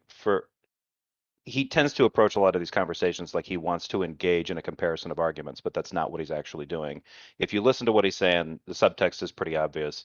He's interested in appealing narratives, and the God narrative is the most appealing explanation for why stuff is, and that's why he tends to fixate on it. The rest of the stuff I think that he ends up using is just a way of backstopping that appealing narrative. And I haven't seen him do anything or say anything that really has led me to any other conclusion, because it doesn't matter what counter arguments are presented to him. Ultimately, at the end of the day, he'll end up doing the thing where if he can't explain something like where energy comes from and someone can't explain the origin of, say, a quantum field or something like that, he wants to know, like a 4-year-old, why. He needs an answer for every question you bring up, but he doesn't need questions for his. That to me betrays his position, which is the God of the Bible is about narrative appeal. It's not about being argumentatively convincing. So that's just by the way, happy birthday, Jeff. Yeah, thank you. Thank you very much. Yeah, it's a special pleading that he's doing. Mm-hmm. I have another comment that I need to make for the person that I just deleted. Okay, just a sec, Peter. I just want to say, Jason, we're gonna get to you in just a moment. We're really glad you're here. So go ahead, Peter. I'm really short. So the person who just DM'd me, I am not a cigarette. I am smoking one, and you should use the word cigarette, not the slur word that you used. Thank you. So Jason wanted to discuss worm gods or something? No. Today is going to be a much more triggering topic than that. I predict a bunch of optical illusions you can't verify come in and everything like this. But let's I'm happy to hear we're not going to talk about my penis. Got him. I'm saying that we are created by not a god, but something that is more intelligent than us, because the Earth is flat and stationary, and that is a thing that had to be created, not evolved from a lump of rocks in space. Can I ask for a clarification, Jason? Yes, sir. Like, why does basic geometry refute the flat Earth position? I don't care about geometry. I'm talking about scientific experimentation that proves that there is no curvature whatsoever. We don't live geometry. Geometry. Mathematics. Yeah, what you talking about? Mathematics refutes the flat Earth position. Okay, you can refute it all day long, but you got any science to back it up? Yes, we do have science to back that up. What scientific experimentation do you have to prove to you that you're on a ball that is floating through space? What experimentation? Scientific? No. Very specific wording I'm using. Do you have any scientific experimentation that proves that you're on a ball and it's moving? Yes. Go for it. I hope it's not an optical illusion. Eratosthenes. Okay. Oh, good for you. Good for you. That's excellent. Most people can't even come up with that. Eratosthenes did what? Explain to the audience for us, if you would. Okay, well, I mean, are we doing a science lesson here? I'm talking about like sticks and shadows and. Super simple, right? Yeah, it's pretty basic. That's how we understand that the Earth is curved. It's literally geometry. It's basic math. And also shadows on the moon. Shadows on the moon. The angular degrees of shadows on the moon and depictions of shadows, how light works around around 3-dimensional bodies. Sure. What you're describing as the flat Earth cannot, like what we observe, doesn't reflect a flat Earth model. Okay, So, well, and predictions can be made if we take the spherical Earth and we take the model that we understand, and then we make predictions with that model, and then we'll say, for example, let's go to the beginning. Let's presume that the Earth is round and the Moon is round, and that we orbit the Sun. All this stuff. The what we teach kids. When we take this model that we've created and we make predictions with that model, and those predictions come true, they verify the model. Okay? So if the Sun is 93 million miles away and the Earth is the size it has, and the circumference of the Earth, and the Moon is so far away, and the Moon is the distance it has, and the Moon is its size, okay, then we can use basic mathematics to make predictions about when we will see particular phenomena. Like when particular phenomena will become visible. Like we can predict when the sun will rise down to the millisecond. I thought I was here to talk. Or when the moon will appear in the sky to the millisecond, depending upon your coordinates on the Earth. Yeah, I could have now when we make those predictions, and those predictions comes true, they verify the model that we're using as correct. So, Jason, yes. Now flat Earth is kind of off topic for us here, unless you're able to tie it into proving that a God exists. I think I just did. I think you have to have some kind of intelligent creation in order to make a flat, stationary biodome that houses living creatures. Be quiet. Be quiet. I was invited up here to speak. Could you be quiet, please? Jason, I just refuted that. I don't care what you do. Be quiet. Do it while you're muted. Dude, somebody asked me a question and you're literally interrupting me, man. You cannot appeal to it being flat anymore. You can't appeal to it. I'm trying to answer this other guy's question. If you could just be quiet and stop interrupting me, that would be so swell, dude. You can't appeal to it being flat anymore. I have refuted that. Science proves that it's flat and stationary. You have optical illusions. You have optical illusions and silly ass math that you try to make work. All right, can we get back on topic now? So his argument is that the topic is that somebody created the flat stationary Earth. It has to be created versus a lump of rocks that gathered together via a theoretical concept called gravity in the abundance of space. One is a theory. One is actually we can prove scientifically. Jason, my response to you, Jason, is that it doesn't look to me like the Earth is flat, so I'm not convinced by your argument. Well, that's why you don't trust your eyes. You trust scientific experimentation. And you don't even know enough about your eyes to even know if you can trust your eyes. You don't understand perspective and atmospheric interferences and things like this. You totally leave out because of your lack of knowledge, because you taught your ball Earth bullshit, and it is actually literally blinded you from seeing things. You're now making assumptions about the amount of knowledge I have about my eyes. You actually don't know how much I know and don't know. And I'm not going to confirm or deny it. But I mean, this is an assumption you're making instead of supporting your argument. We have a creator. And if the Earth is a ball, we don't. That's the basis of this. No. And all you can do that you can prove that you're. No, sorry. The spherical Earth and the concept of a God are not mutually exclusive concepts. Come on. Okay, thank you for coming up, Jason. He's lying, and he knows he's lying. He knows he is. There is nothing fruitful to come from this. There is nothing attached to it. These are not mutually exclusive concepts. I think he believes it. I don't think he does. I don't think he does. Yeah, agree, Jefferson. Go ahead. No, I was going to say, here's the thing, if he does agree with it. So in 2018, I'm not a big fan of Netflix, but they actually did a pretty decent, there was a decent documentary that they did called Behind the Curve. Yes. Featured in the video throughout it, there's a guy, I can't remember his first name, but his name is Campanella. He does the light experiment. If you watch that, they end up proving that, right, he sets this thing up, it should be able to shine a light from one post to another post, and if it's going from one side to the other, taking into account the curvature of the Earth, it should be at a different point. And it actually does prove for them, right? It demonstrates that there's curvature to the Earth. Of course, this troubles them, and that's kind of where it's a spoiler alert, right? For anybody that's a flat earther, watch that. So if you want a scientific experiment not conducted by somebody quote unquote biased, one of the globos, watch that one where a bunch of flat earthers conduct this experiment and faceplant. It proves you seriously are going to bring up Netflix? Yeah, it's that documentary is interviews with many different flat Earth proponents, and it features them and follows them. Interspersed throughout that is their experiment to conclusively prove that the Earth is flat, and they end up confirming the opposite. Yes. Their own experiment. Okay, Jason, you have 1 minute to make your concluding remarks. Okay, so Netflix is not science. A goon on the land cutting a hole in a piece of styrofoam with a pocket knife and shining lights up and down is not science. If you believe that's science, that is why I understand that you think you're on a ball Earth.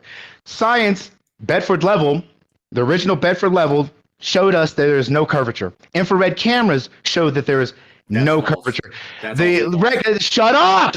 The record. The record for the longest. I'm not going to shut up because you are flat out lying at this point. These are lies. These are straight up lies, and they have been refuted time and time again. The whole infrared thing with Mount Jacinto demonstrates that you have no idea what you're talking about, or you're just flat out lying.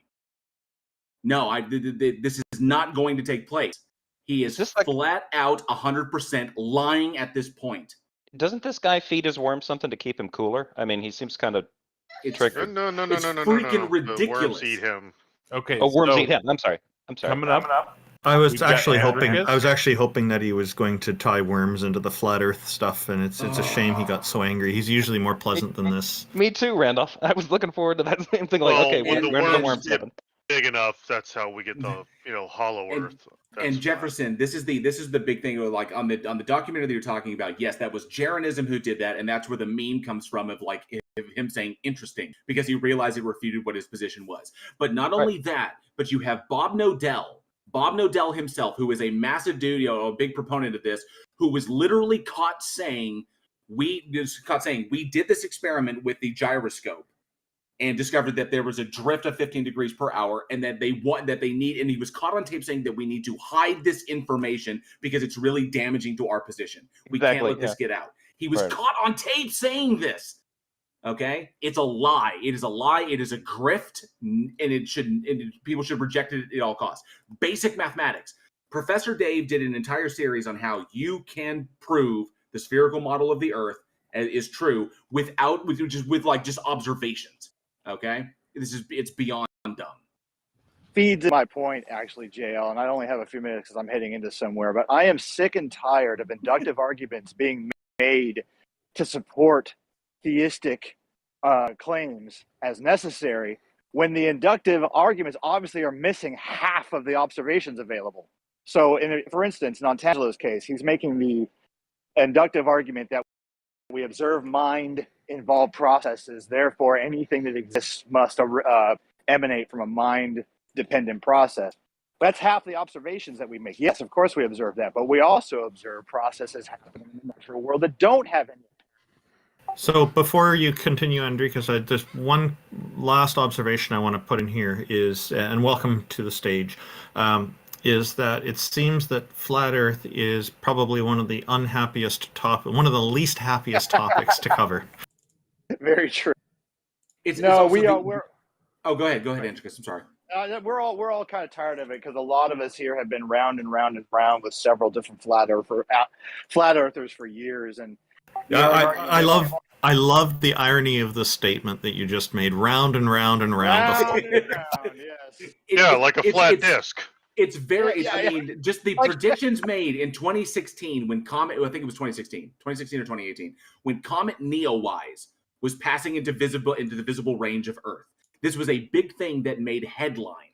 When you just look up in the sky at this particular time, and you will see Comet Neowise.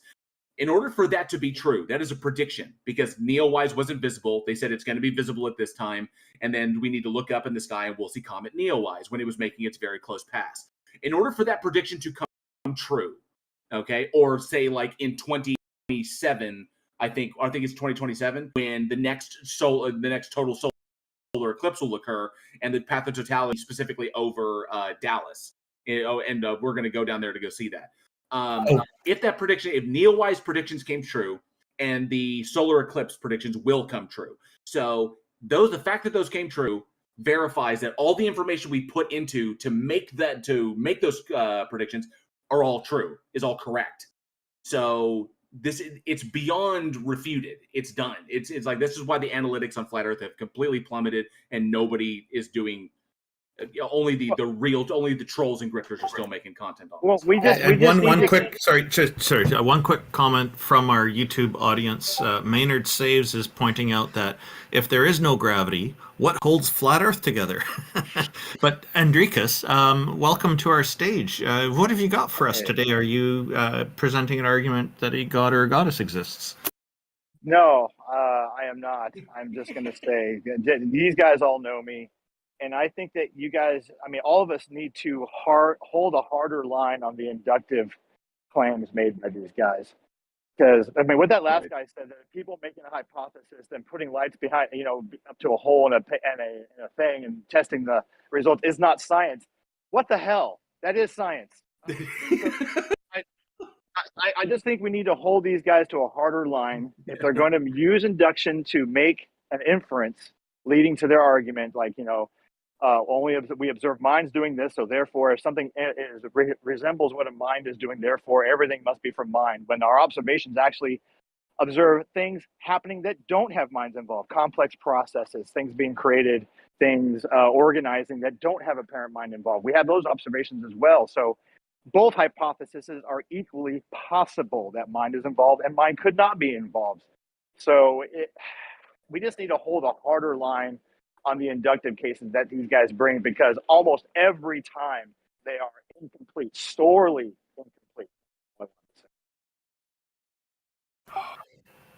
Thank you very much. Yeah, I appreciate that. I'm going to put you down in our YouTube list as atheist then, I guess, because you're obviously not a theist. Agnostic, please don't list me as atheist. Please. Yeah, he's agnostic.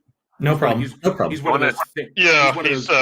He's those dirty enjoying fence those sitting splinters up his ass sitting on that fence. He's like a dirty fence sitting agnostic. It's done. No problem. It's done.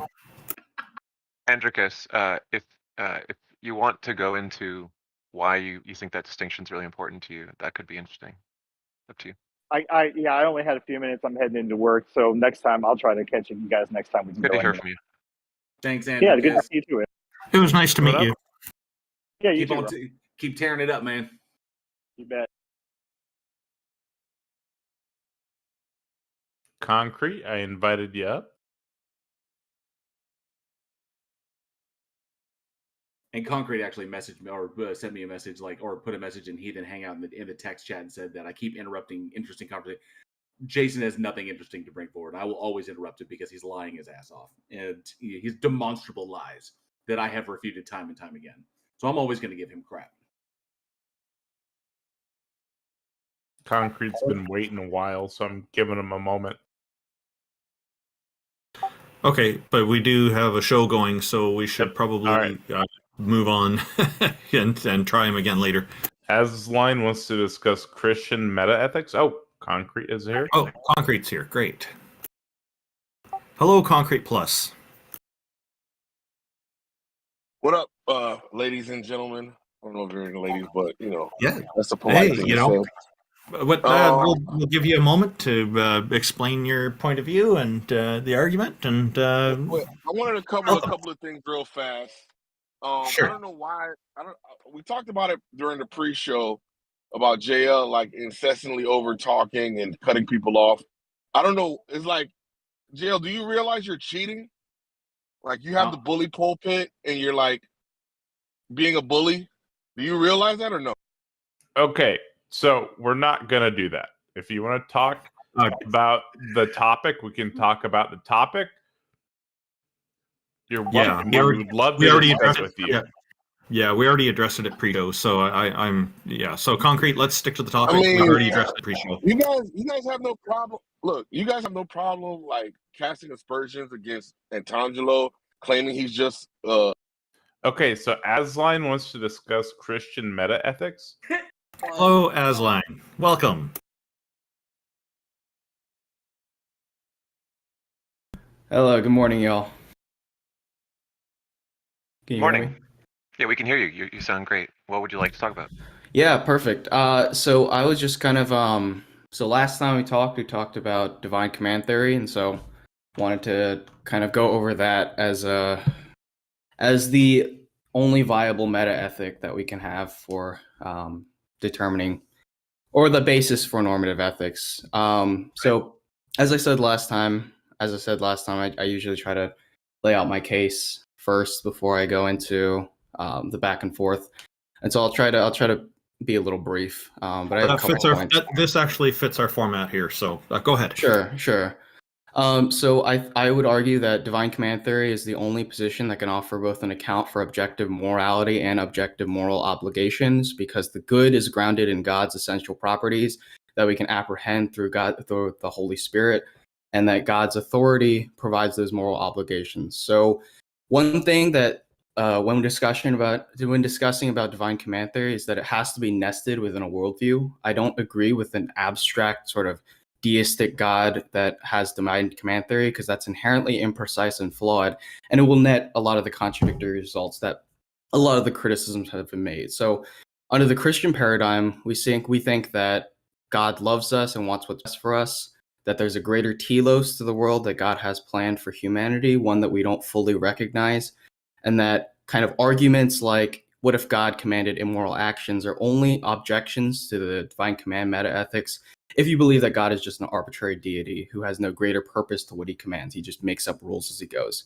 And so that means that any evaluation of God's commands must be evaluated on its own grounds. So you can only critique divine command theory internally, because any external critique relies on a reference to a different meta ethic, which denies the thesis of divine command theory. Divine hiddenness is the answer to most of the main objection of divine command theory, because we don't know what the will and mind of God is. I would liken it to, like, if a parent might deprive a child of eating too many sweets, we might view that action as directly evil or harmful, but the greater knowledge taken into account, we recognize that action is good. Wait, can we just go back to your original statement? So before you Sure. start addressing criticisms, let's just go back to, so you said that divine command theory is the only possible justification for objective morality, or something along those lines? Yes. How is divine command theory, which is literally a subject giving commands, not subjective?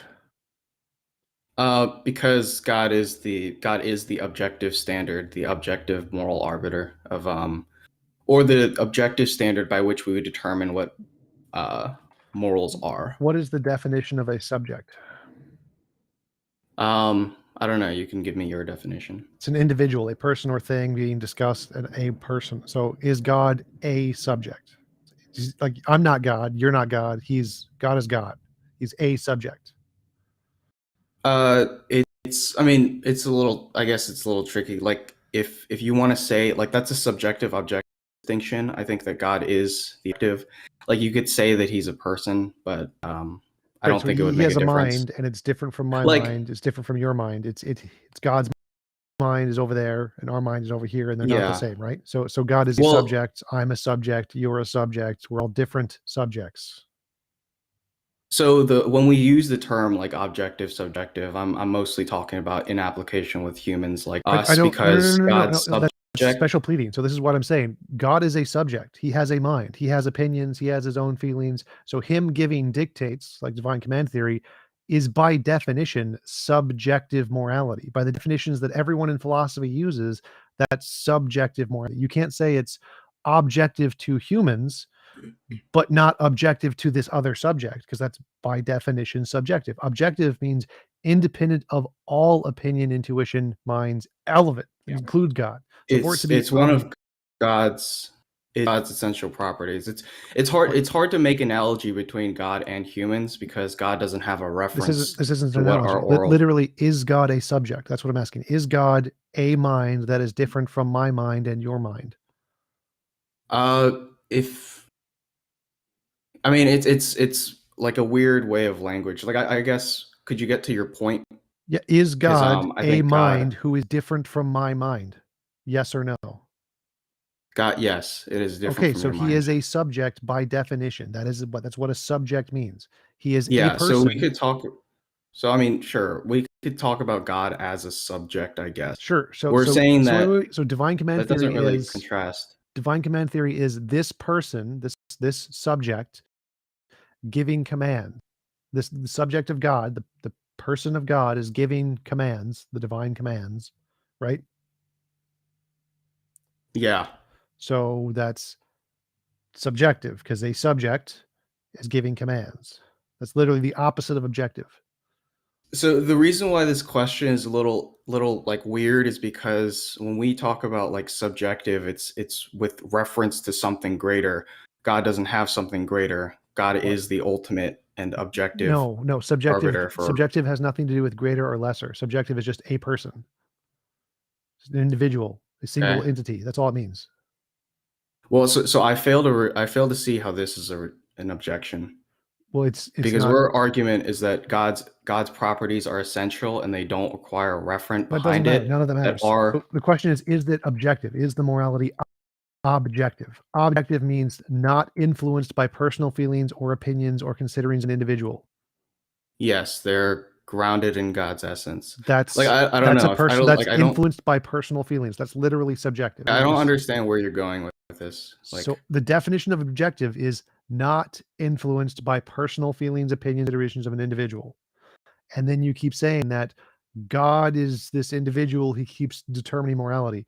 So that's literally a contradiction to say that God's dictates are objective because God's dictates are his personal feelings or his nature or whatever.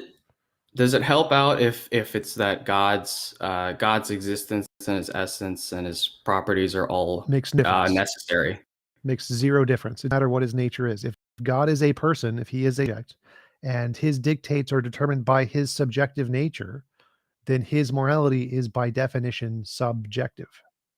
So let me get to the heart of your question. I think what I'm hearing is that you're saying that God's will is arbitrary and that he can dictate whatever. Absolutely nothing to do with it. I don't care. God's will could be completely 100% determined by his nature. It's still subjective to his nature. Okay, wait. So then it's just the word game. No, like you just don't like me using the term objective. Well, no, it's just by definition not objective. So objective literally means not determined by the personal nature of the individual.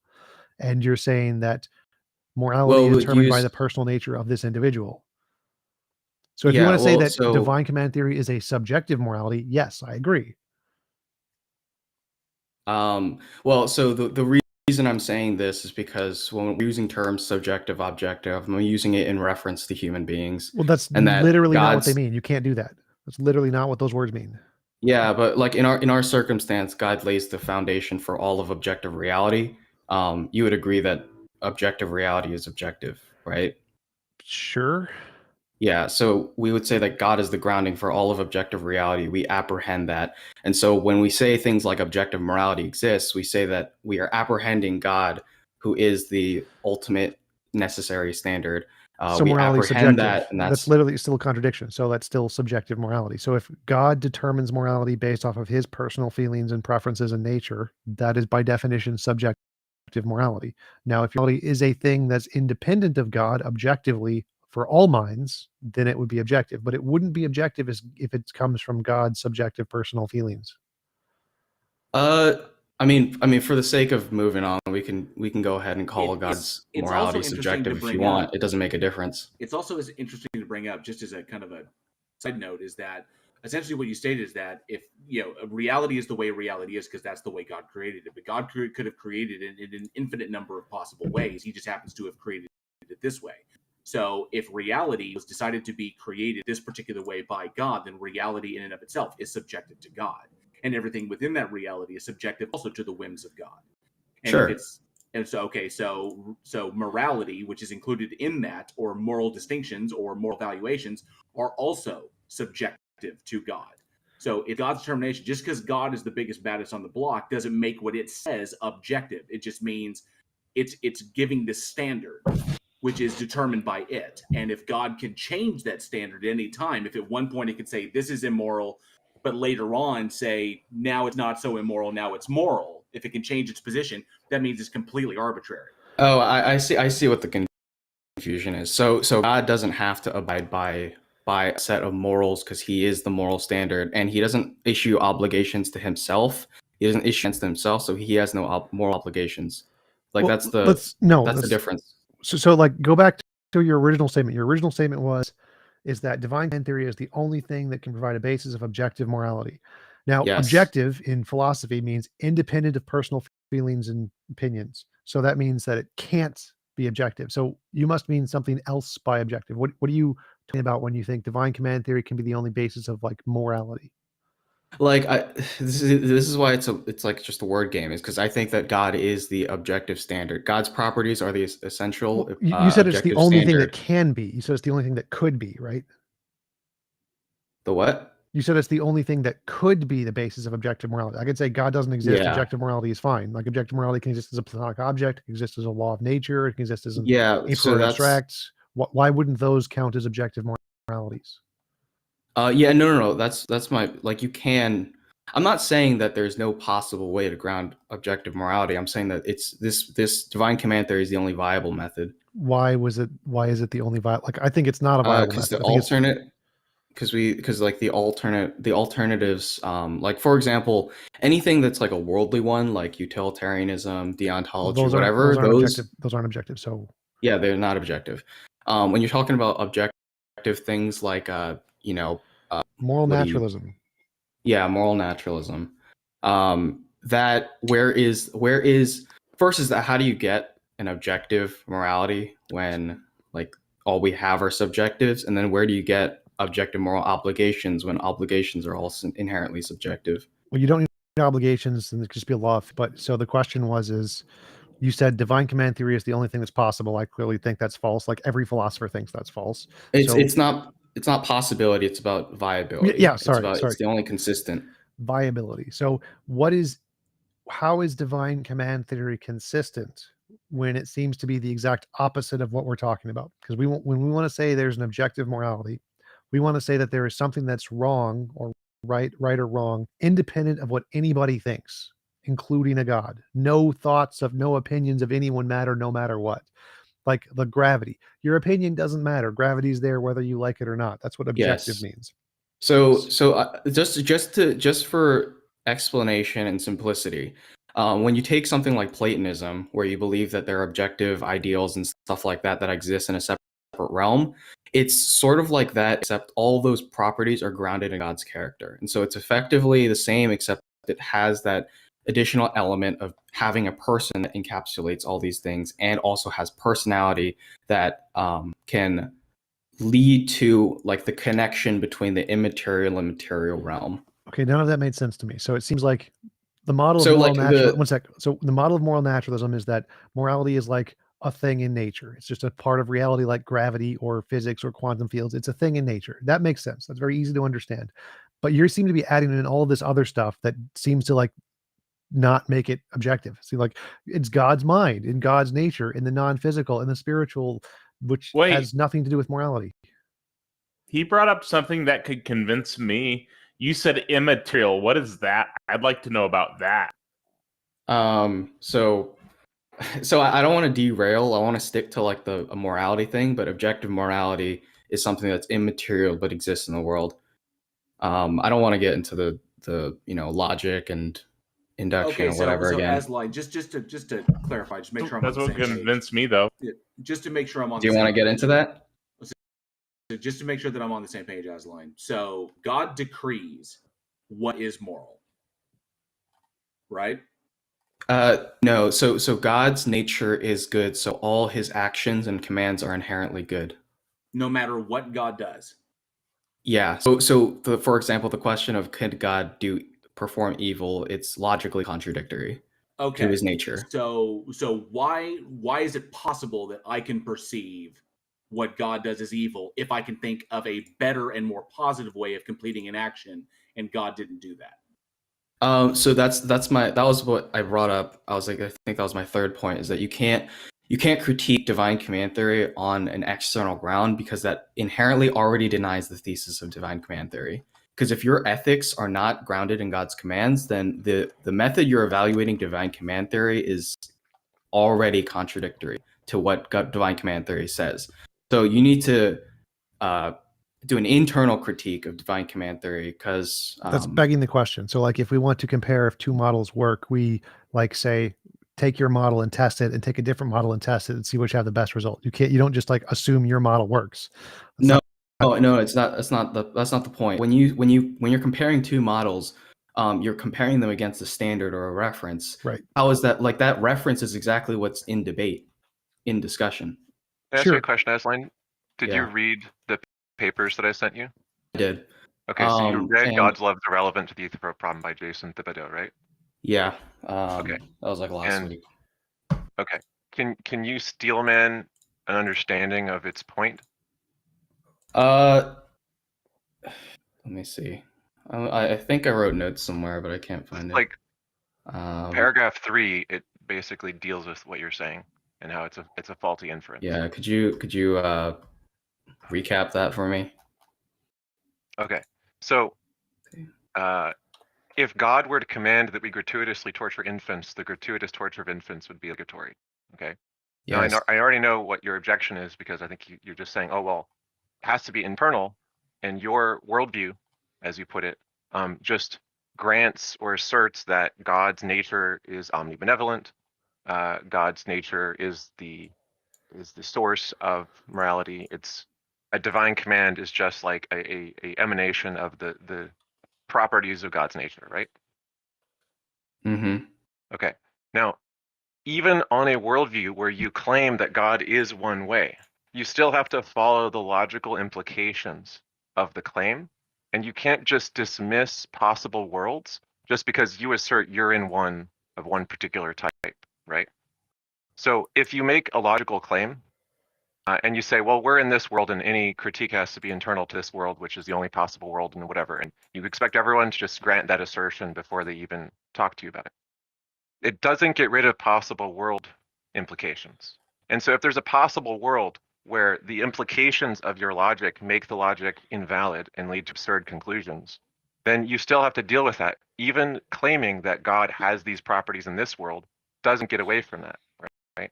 So in the first paragraphs with this claim, and what you're citing is basically the God's love objection, whether it be his nature or he just is this way in this world. It doesn't get you out of the implication that if God's ability to grant and be the grounding of moral grounding is a power, right? So if God's all powerful, one of his powers is being the moral grounding of morality. You believe that, right? Yeah. Okay. That morality is grounded in his essence. Okay. Yeah. So it's a power that God has, is being grounding morality, right? I mean, a power, that terminology it implies that it's some sort of like arbitrary action that he does that creates it. I would say, well, it's just to clarify right? the point. Yeah, just to clarify the point is that it's grounded in his nature, so his actions are inherently flow. Okay. So divine command theory makes the claim that God has moral grounding power. You can word it in different ways. You can call it just his properties, his nature, whatever. He has the property of doing this thing, right? Now, you don't get out of the problem of, okay, so if that's a power that a being can have, right, then other beings that we can imagine with that power, we have to consider what the implications of that would be. You don't get out of, if God were to command that we gratuitously torture infants, gratuitous torture of infants would be obligatory by saying, well, he just doesn't or just wouldn't, right? So you still have a reductio ad absurdum that doesn't go away by just claiming that he just would never do that. Well, it's not about just like arbitrarily starting with the point that says that if we define God has these properties and therefore it's not possible. It's about whether it's logically consistent and whether or not this possible world's analysis would actually allow for that possible world. If we believe that God's properties and essential attributes are necessary, then there is no possible world in which which God is not good, because it's a logically necessary property of God. Well, doesn't answer so the question. When we talk about so the question is more, if you define God as the thing that grounds goodness, then whatever God's nature is determines what goodness is, and you just have to accept whatever that is. Mm-hmm. And so, yeah, but again, so that doesn't tell you what goodness is. Now, maybe whatever God's nature was, if God's nature was drown all babies, And since God's nature grounds goodness, then drawing all babies would be goodness. Now, obviously, you don't think that's possible, but because goodness is simply defined as whatever God's nature is, then that doesn't tell you anything about goodness. Yeah, so I mean, just to back up a little bit, is that goodness under a Christian paradigm, goodness is kind of like a distance between God and away from God. That evil is furthest distance from God, goodness is closest distance to God. And so the movement or the God's commandments are grounded in that sort of measurement, whereby actions that are good are things that move towards God, things that are evil move you away from God. And so let me a give certain you action, let me give you an example. a certain action. So like if I said blurg is the property of being closest to the nature of Uncle Bob. So if you do something that's closer to the nature of Uncle Bob, you're closer to blurg. But does that tell you what actions are like Uncle Bob? Does it tell you what you should do or shouldn't do? Can you differentiate the good actions from the bad actions? Wait, hold on. Repeat that. So blurg, I'm making property, the blurg property. And blurg property is doing something that's closer to the nature of Uncle Bob. So if, let's say maybe Uncle Bob is a smoker. And so if you smoke, you're being more blurg because you're being more like Uncle Bob. But we don't know anything about Uncle Bob. We have no idea what he's like. So if you say being blurg is like being like Uncle Bob, that tells you nothing about Uncle Bob, right? Yeah. So that means that weird. If your entailment here, blurg means just like Uncle Bob, and morality means like God. Those don't actually say anything about morality. It doesn't say anything about what the good and the bad is. It says nothing. It tells us no information so there are whatsoever. Two things. So there are two things. Is that first is that a lot of these things are revealed in the Bible. That you would that's separate. That's separate. So we're just talking about morality here. So if you that's my point. Is that I don't believe in an abstract, deistic, divine command theory God, and I don't matter. Of course, it matters. Like that's the only thing that we're arguing is that by your definition of morality, morality is like God. That is completely irrelevant to morality because it doesn't tell us anything about morality. You say morality is like God. Oh, and God is all of these other things. Well, you can skip that and say, well, morality is doing these things, right? You don't need the intermediary step of morality is like God. So the problem here is that if you simply define morality as like God, that has the implication that morality is subjectively determined by God's nature, whatever it is. It's drowning babies, then drowning babies would be moral. So that's it's not about God arbitrarily. So just to take it a different direction, this is exactly the same thing as humanist ethics. Is that when humanist ethics they say like certain things like lying is wrong, stealing is wrong, or whatever. All those things like they're just arbitrary rules unless there's a telos, there's a goal for this, and that goal for secular societies is like the improvement of society or like well-being or some arbitrary thing that Sam Harris comes up subjective. with. So, but wait. I know, but that's my point. Is that the Christian worldview has an objective one where it's not defined by. That's literally subjective. Well, this is just because all goals are subjective. Because I think that God's objectives. No, all goals are subjective. Is good. What? Are you saying that God is good? Because if that's God is good. And you're just saying God is God is really all you're saying. You're not really expressing. No, anything. that's the is. It's not the is of identity. It's the is of predication. So, Aslan, the problem is that you're asserting that your worldview has some desirable property, namely your claim that it's objective. TJump points out that it shouldn't be considered objective under what we mean by that philosophically, and you don't seem to get that. But just leave that aside for a second. Why is it important to believe that you have objective morality and then claim that your system having objective morality is the only possible usable form of morality or acceptable one?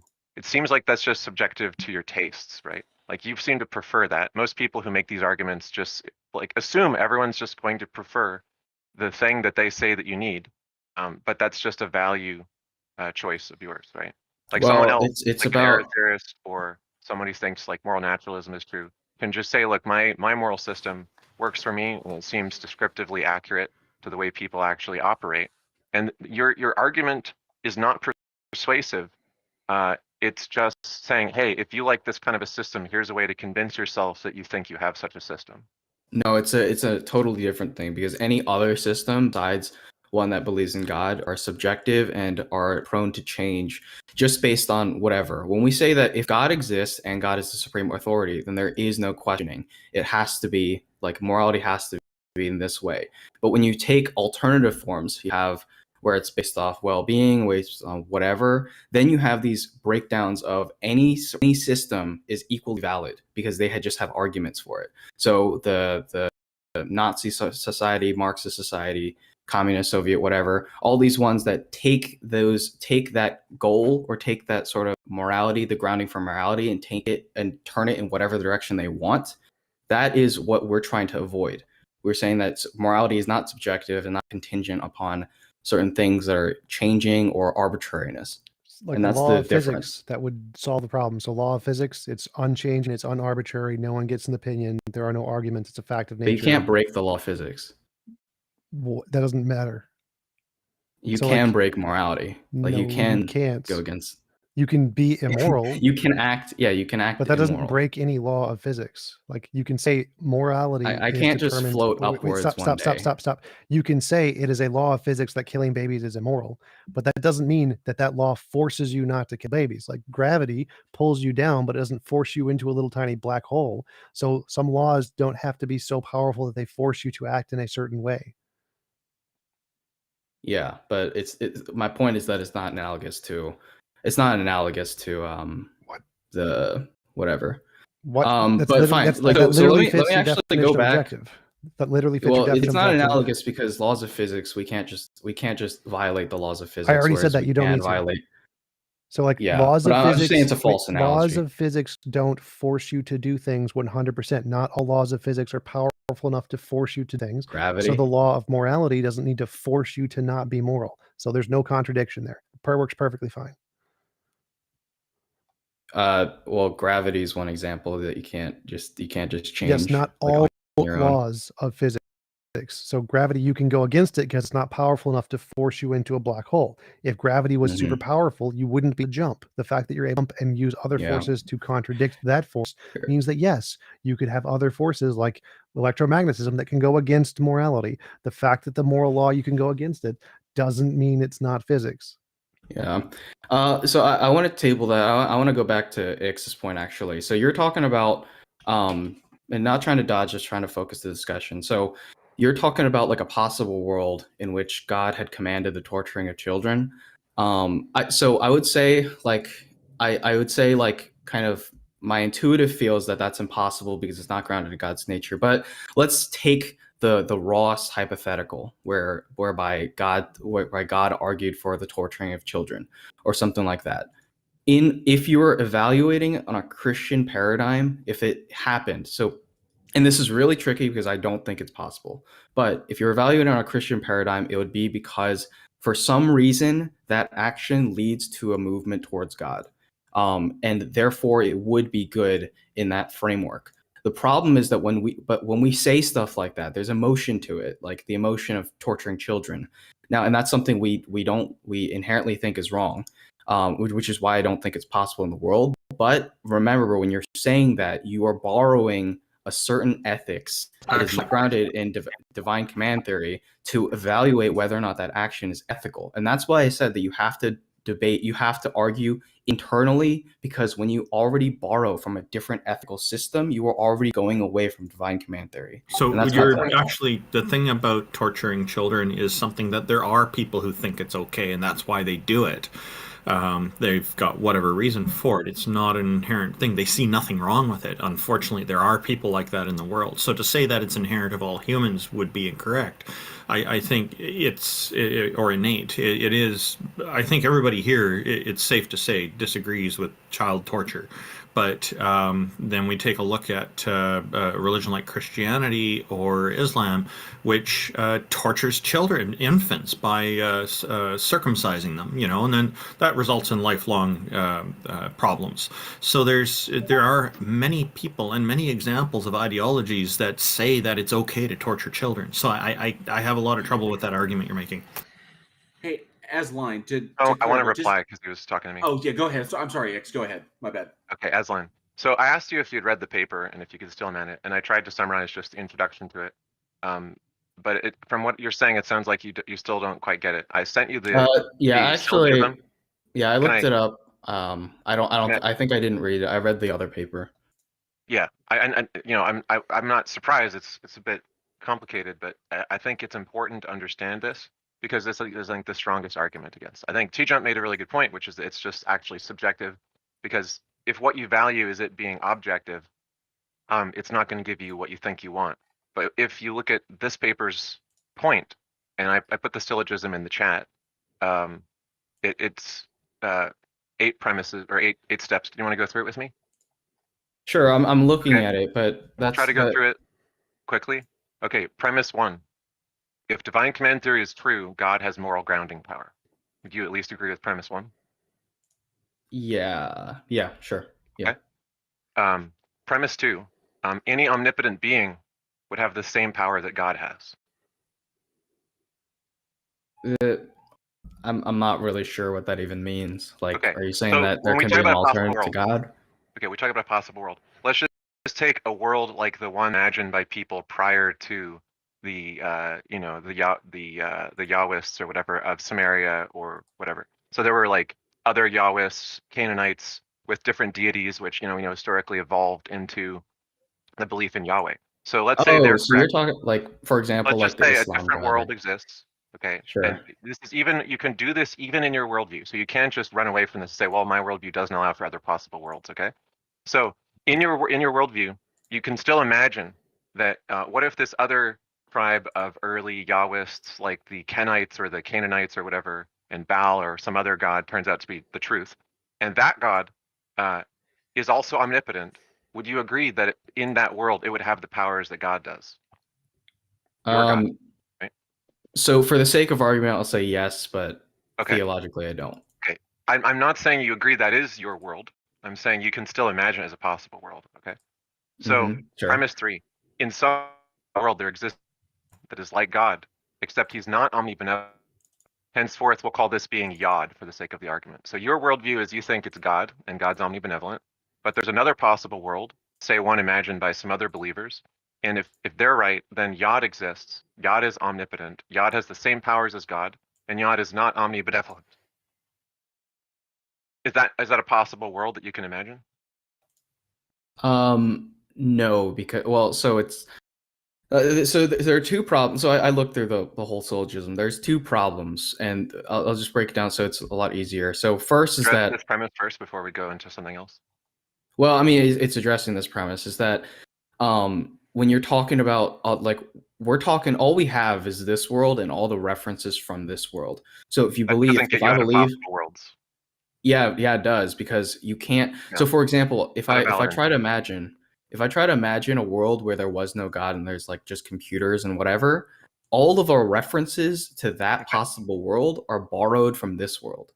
All you need to do for the sake of this premise is grant that the believers of Yod believe in the possible world where their God's not omnibenevolent, and there's no like contradiction in their imagined possible world. You might disagree that the evidence is our world isn't like that, right? But that's not what we're talking about. We're just saying that, look, the believers of Yod believe in a possible world, and you can't point to any contradiction in their possible worldview. Okay, so in this world, morality would not be objective because God is not benevolent. That would be my response to that. We haven't gotten there. We're just trying to establish, is there some contradiction that makes it not a possible world? Like, would a square circle exist? Would a 2 + 2 = 5?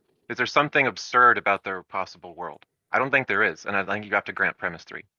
So I'll grant it for the sake of argument, but this is nuanced because this God would not be the God that I believe in. But we already established that, right? This is Yod, not God. Okay, all right. Now, premise 4: if divine command theory is true, Yod has moral grounding power. Because premise 1 is that God has moral grounding power. Premise 2 is an omnipotent being has the powers of God. And premise 3 is that if these believers of Yod are correct in their possible world, their possible God would have moral grounding powers, but it would be Yod. Yeah. Okay. So in some possible world, Yod commands gratuitous torture of children, right? Maybe they believe that's what Yod but commands. But Yod provides no grounding for for objective morality because he's not benevolent. So that's not quite where we're going with this. So when we say that God is morally grounding, he has that power, it's because of his nature. So in the world where Yod's nature is to gratuitously torture infants, that just is what it means to be good. That is morally grounded in he has the power to ground it that way.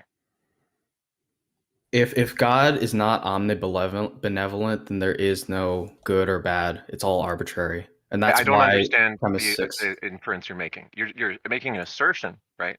But what you're actually appealing to is something like benevolence, which is different than God's moral grounding power. So if you appeal to benevolence, like this just gets back to Euthyphro, right? If you say, look, it wouldn't be morally grounding if it wasn't benevolent, then you're actually saying God doesn't have moral grounding power.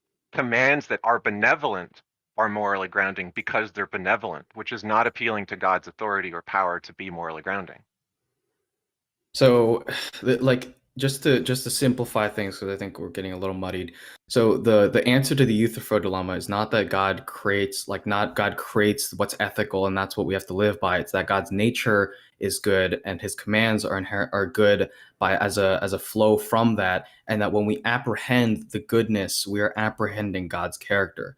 So we're not saying that like God just arbitrarily creates something that's good and that we have to follow that. As the problem is though, is that it does become arbitrary, because you can just ask you can formulate like another question about the nature, and you can just say like, is it good in virtue of the properties that God possesses or not, right? And that's going to be a true dichotomy to answer.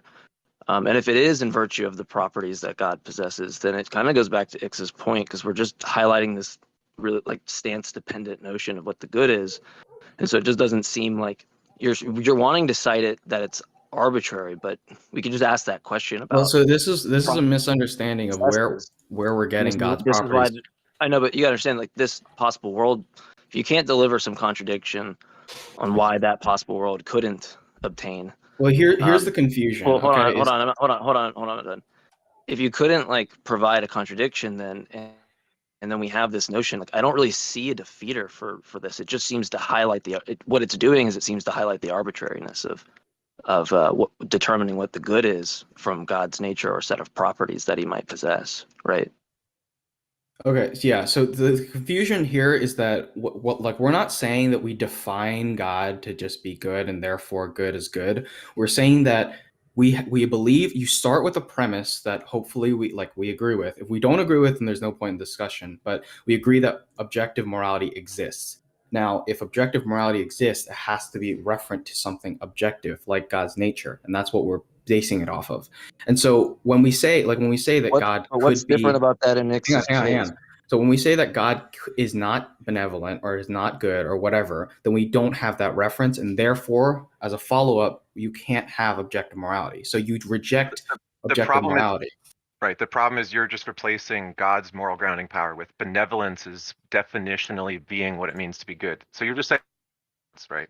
So when we say that, and that's not divine command theory, by the way, right? Like, I don't know why you think that's divine command theory metaethics, because it's really just like benevolent stuff is good and God's benevolent, so therefore God has moral grounding power. Let me just bring you back to the end of this, okay? So if divine command theory is true, there's a possible world in which the gratuitous torture of children is morally obligatory, because Yod would also have moral grounding power as part of being omnipotent, and there's a possible world where Yod commands gratuitous torture of children, and therefore it would be obligatory because of the moral grounding power of God's omnipotence. So we would all agree that there's no possible world in which the gratuitous torture of children is obligatory. So divine command theory is false because it leads to a contradiction in its possibilities that it presents. If it is sufficient to be the morally grounding authority as part of omnipotence, to make that what it means to be good, then Yod makes gratuitous torture of children good in that possible world by definition. Yeah, I mean, so this, like, the what makes this complicated is that I think that this whole syllogism is wrought with problems, and so I can't just pick out one. But the fundamental problem. So fundamental problem. I'll just You agreed to simplify all it. of his premises. I don't know. I don't know. Yeah, one it's like, thing. well, you agree to the premises, but one thing is that you switch it to like the omnibenevolence thing, but like it just seems like if it's the case that it determines the good, we could ask a similar question that I asked you earlier, which is like, is it going to be omnibenevolent in virtue of the properties that it has? And then in that case, it's going to be some stance dependent notion that Yah or whatever the counterexample is. Yeah. So this is determined. So I don't really see like what that's doing because you're just highlighting something else again that seems seemingly arbitrary. Yeah, so the heart, like I'll just respond with one thing, is that the heart of the problem with the syllogism is that, and this was my mistake for misunderstanding, is that you talk about moral grounding power. Moral grounding power is not some explicit action. It's rather it's his nature and how the good and evil in our world can be grounded in something, and that's grounded in God's essence or God's goodness. So if God didn't have that goodness, if God wasn't moral or wasn't benevolent or whatever, then we wouldn't have that grounding. And that's the fundamental crux of the issue. But it doesn't work, right? So there's a problem. Asserting that he does have it, and that's the reason why he does have moral grounding power, is to deny divine command theory metaethics, right? You're actually not making a divine command theory metaethic claim at that point. You're making a benevolence is morally grounding claim. Any authority which made like benevolent commands would have moral grounding power just by the definition that they're making benevolent commands.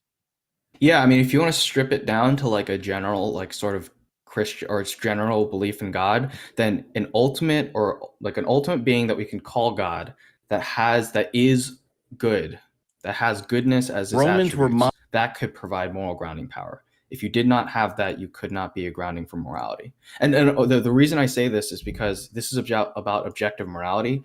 If objective morality doesn't exist, then objective morality or objective obligations or whatever follow is a pointless discussion. But God's commandments are good because he is good, and he issues those commands that are inherently a reflection of his nature. And so that's where we get the moral obligations. But your gain, like the point that you're making is that you're trying to turn, like, we don't have objective morality if you posit the God, the Yad that you say. I don't see the asymmetry between the two Yod cases. doesn't have moral grounding power because Yod is not benevolent by our lights, right? Then God wouldn't have moral grounding power either, just because he is God and omnipotent. All you're saying is that the property which makes something moral is benevolence, which is basically saying the thing that makes something moral is that it's moral. Like this is why the Euthyphro problem is still a problem, and why appealing to his being loving is irrelevant, is because the implication of claiming divine command metaethics, which involves God just having moral grounding power, is something which you actually aren't defending, because you know you can't. You're retreating to, well, it's because he's benevolent and loving, and that doesn't work as a defense of divine command metaethics. Now, you can take a divine command stance normatively. You can say, look, it is the case that God is benevolent, and we should follow God's benevolent commands, but it doesn't get you to the idea that that's like the metaethic grounding of morality itself. So here's what I would suggest to you. If you want to do some more research into this and tell me what you think, we could talk again. But you'll find that many Christians do not defend divine command metaethics. They defend something like divine command normativity. So they say, like, well, you can't really justify divine command metaethics because that would lead to conclusions like Yod could be morally grounding, that the ethical thing is always to ground children. But since God would never do that, it's not the case that it is just grounded in a command. It is the case that some other kind of metaethic is the best way to understand what morals are, and that God is the supreme authority within that different metaethic. I don't think you should assume, or that any Christian should assume, that they're bound to what people call divine command metaethics, and that's the only way to do Christian ethics. And if I were you, I would look into other views that even Christians take to see that you're not actually obliged to this position just because you want to be a good Christian. Well, so I mean, I'll turn it on you then. What is the grounding for objective morality and objective moral obligations? I'm not sure that they exist, but I don't have a problem with that.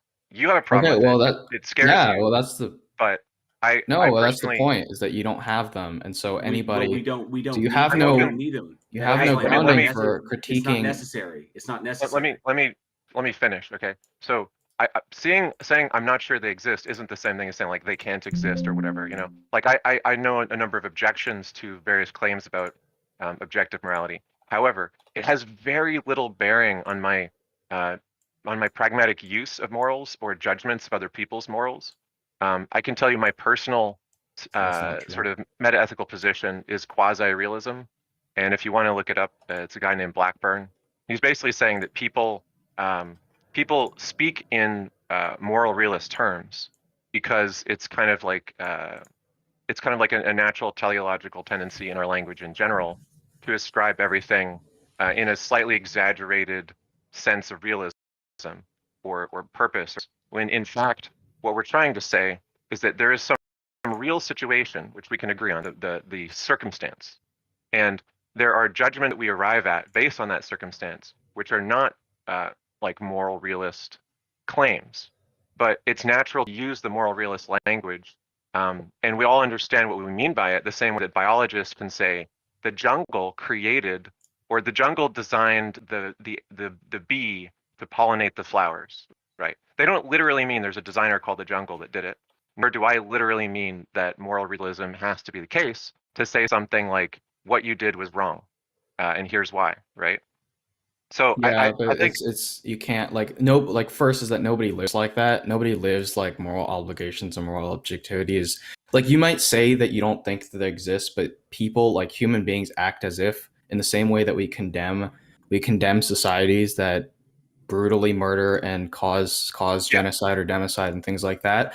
But basically the thing is that your worldview provides very little grounding for critiquing other sorts of societies, except for reference to your own normative ethics, in which other societies do not care about your normative ethics. And so they operate based on a different form of ethics that justifies their own position. So the Nazis believed, and the Nazis actually based a lot of their genocide on like evolutionary biology and the kind of evolution of the race and elimination of the weaker species and things like that. Disagree with the founders of the sciences in question, but anyway. Yeah, but the point is that you can't, like, all we have is just a subset of everybody makes up their own sense of morals. The purpose of objective morality, and I think that this is the point that TJump probably would want, and ideally would want, is an objective grounding so that all societies, there is an objective right or wrong for in a society. So a Nazi or a Marxist society are objectively wrong because they don't cohere with the objective morality. But you're saying that they don't exist.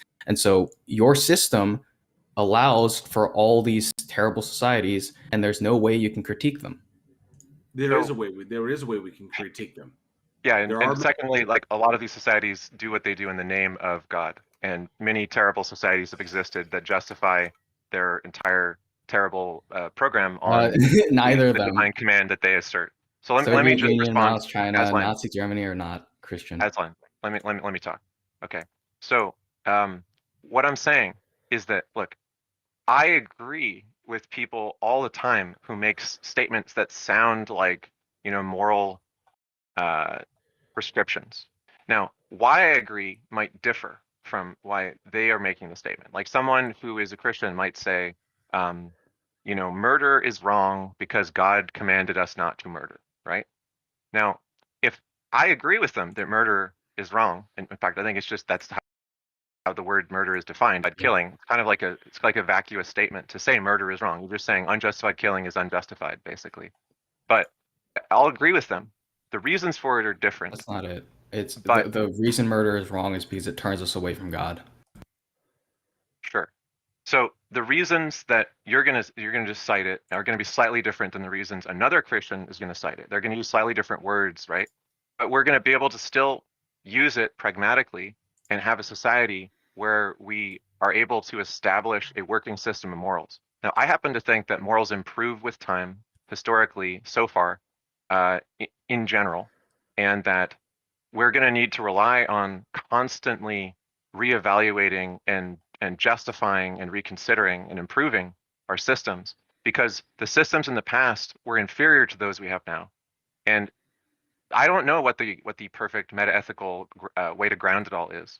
I don't know if it can be defined in an objective way or not, and I'm open to that. I think it'd be great if we could figure out a way to define it objectively. But I don't care. Question. And what you have is you have like a subjective attachment to the idea that until you can say that it's subjective, it just can't be the right system or a workable system, which I just don't share. And I don't think anyone who is trying to do the best that they can and accepts that everyone else is also trying to do the best that they can and is willing to talk about it and like negotiate and sort of have a contractual world in which we actually live in is worried about whether or not it's all absolutely objective.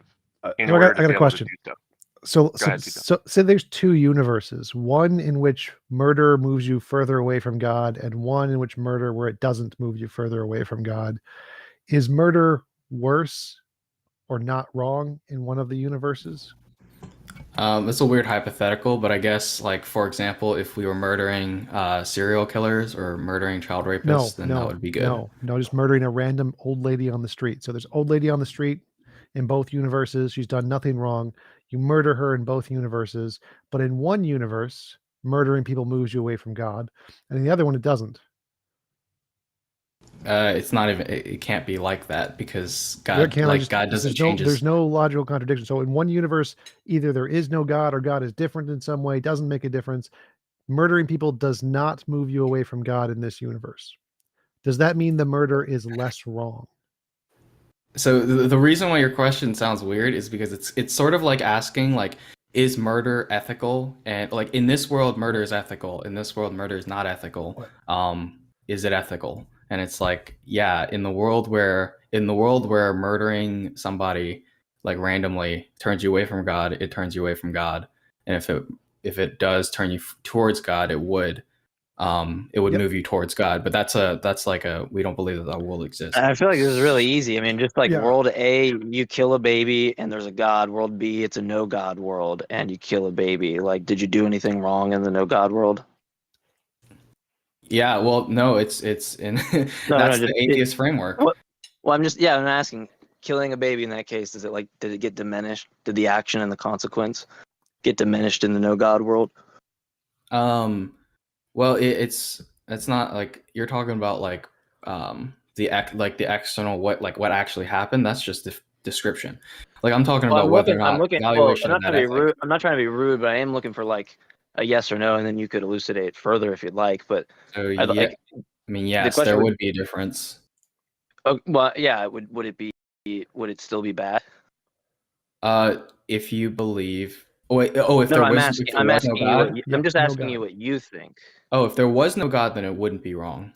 So in our worldview, God makes no difference. It's equally as wrong to kill a baby in world A as it is to kill a baby in world B. The God makes zero difference. So we're comparing models here. Our model says that the wrongness has something to do with killing the baby, and the God just literally doesn't matter. And yours says, oh, no, you need the God in some relation to the God to make it good. So it seems like your model is just wrong, and because it can't assess moral situations unless the Sky Daddy is there. Whereas our model is much more. Wait. So our model is much more capable to assess what is right and wrong, because we can say, oh, look, a universe with no God, killing a baby is still wrong because the wrongness has something to do with the baby, not the God. Yeah. No, exactly. In our models, we're accounting for the victim. In your model, you don't give a shit about the victim. That's the point, right? What do you? Of course you give. Of course, no, you don't. I mean, you revoke that it ought not to be done when you say it's not moral, right? So wait, no. This is the point. An expression of like something that guides you towards. If God exists and I want to kill a baby, I am objectively wrong. If God does not exist in that world and I want to kill a baby, that's my opinion. That's what I want to do. Then I can do whatever I want. There's no objective wrongness to it because it's just difference of opinion. I didn't ask for objective wrongness. I just asked if you thought it was wrong. I mean, clearly in that world, like there's no God and it doesn't. Oh, you're asking me personally? Yeah, because I'm trying to see if you can. Well, forget the personal stuff. In your model, in the way you understand morality, if there's no God, then killing a baby isn't wrong. That's what you think. That's your model. Well, so I would get us to the point where we both agree. We both agree in objective morality. Yeah, I'm a moral realist. I believe in objective morality. I know, exactly. Your brain, what you think is that if there's no God, killing a baby isn't wrong. So the discussion is, if there is no God, there is no objective morality. That's my point. Right. You're saying that there is an objective think, morality outside of God. Yes, because God-based morality is dumb as shit. But my question is do you think if there is no God, killing a baby isn't wrong? I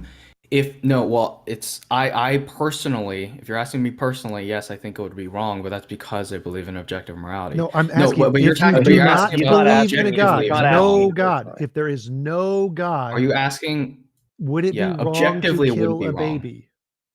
If there was no God, it wouldn't objectively be wrong to kill a baby. There you go. So this is why your model is garbage. No, because my model believes in God. Asline, it's also problematic because in your model, if God commanded you to kill that baby, then it would be good. Only if you believe that that's possible, but it's logically impossible. In your worldview, it is possible. Okay, well, hold on. What's the contradiction? Right, because like if you say it can't happen, I take that as some type of modal expression, and you're saying, and you've identified it as being logical. So like, what's the proposition in the conjunction? 10 Commandments say not to murder. Unless God is commanding you to do something. Hold on. I'm looking for like P and not P. So like, and I can negate it for you. So like, what is it? What do you want? If if someone says that that can't happen, right? Or it's impossible, I take that to be some type of expression of like modality where like, say it's a nomological impossibility or a logical impossibility, but you identified it as it being logically impossible. Yeah. So now like the only thing that you should do given the claim is to deliver P and not P, right? The proposition and the conjunction of it. Premise one would be God is good. God is essentially good. Premise two, murdering babies or whatever is evil. Therefore God cannot kill babies or kill torture baby or whatever the hell the phrase is. That's not a logical contradiction. So a logical contradiction means like it you is. are a round square. That's what a logical contradiction means. Like a round square. It's like saying that I choose not to do something. Like it's not impossible for me to choose to eat chocolate ice cream. Like I may not even choose it. Someone could force me to eat chocolate ice cream, or it could happen by chance. So it's not a logical contradiction that I don't eat chocolate ice cream, even if I hate it, even if I'm completely contrary to it. It's not a logical contradiction. Yeah. So like, for example, if you're divorcing the concept of God from a Christian God, then yeah, evil God is not a contradiction. But if you're talking about a Christian God, an evil Christian God is a contradiction, because the essential in the definition of Christian God is that God is essentially good, and so it is a contradiction in that worldview. I have something I have something I want to run by you, Asline. It's kind of the heart of this whole thing. And Euthyphro dilemma aside, problem of evil aside. Okay, so all of this, your entire position is predicated on the fact that God is defined in a particular way, right? So I hate it being phrased like that, because the point is that no, we make an inference based off our lived experience to make an inference to God being the standard. We're not saying that we just definitionally make it and therefore that's why we believe it. We say that objective good exists. He's saying it's synthetically known, not just like an analytic definition. Yeah, it's like exactly. Okay, so I'm asking you, is like, because God is this way, is defined in this way, that this is the way things are. This is your whole thing is predicated on God being defined in a particular way. Okay, that God has these attributes, God is this, God is that, and that's why that my whole worldview is predicated upon this. I'm asking, so that leads the question: how did you determine that the God of your worldview is defined this way, and you know this to be true? Because we have in our world, we believe, like, if you're like me and TJump both believe in objective morality, where's the location? How do you have an objective morality without an objective standard? I say that objective standard must be God, and so God's properties must be essentially good, and we're making a reference to that. And so, like, the way that I would put it is that if I didn't believe in objective morality, I wouldn't believe that God was good. Let me put it this way. Let's say I want my God to be made of spaghetti, and I say, you know what? It's in my God's nature to like spaghetti, and so it's a logical contradiction for it not to be made of spaghetti. Does that make sense? No, it's not, because there's no inference from the existing world that God is a spaghetti. Well, the inference is that I like spaghetti. Okay. So I how have an does inference. what is the logical argument that because you like spaghetti, God has to also be spaghetti? I have this intuition that God is made of spaghetti, therefore it must be the case that it's logically impossible he's not made of spaghetti. Okay, then your God can be spaghetti. So, Aslan, my question was going to your methodology. How did you determine that the definition that you hold of God is true?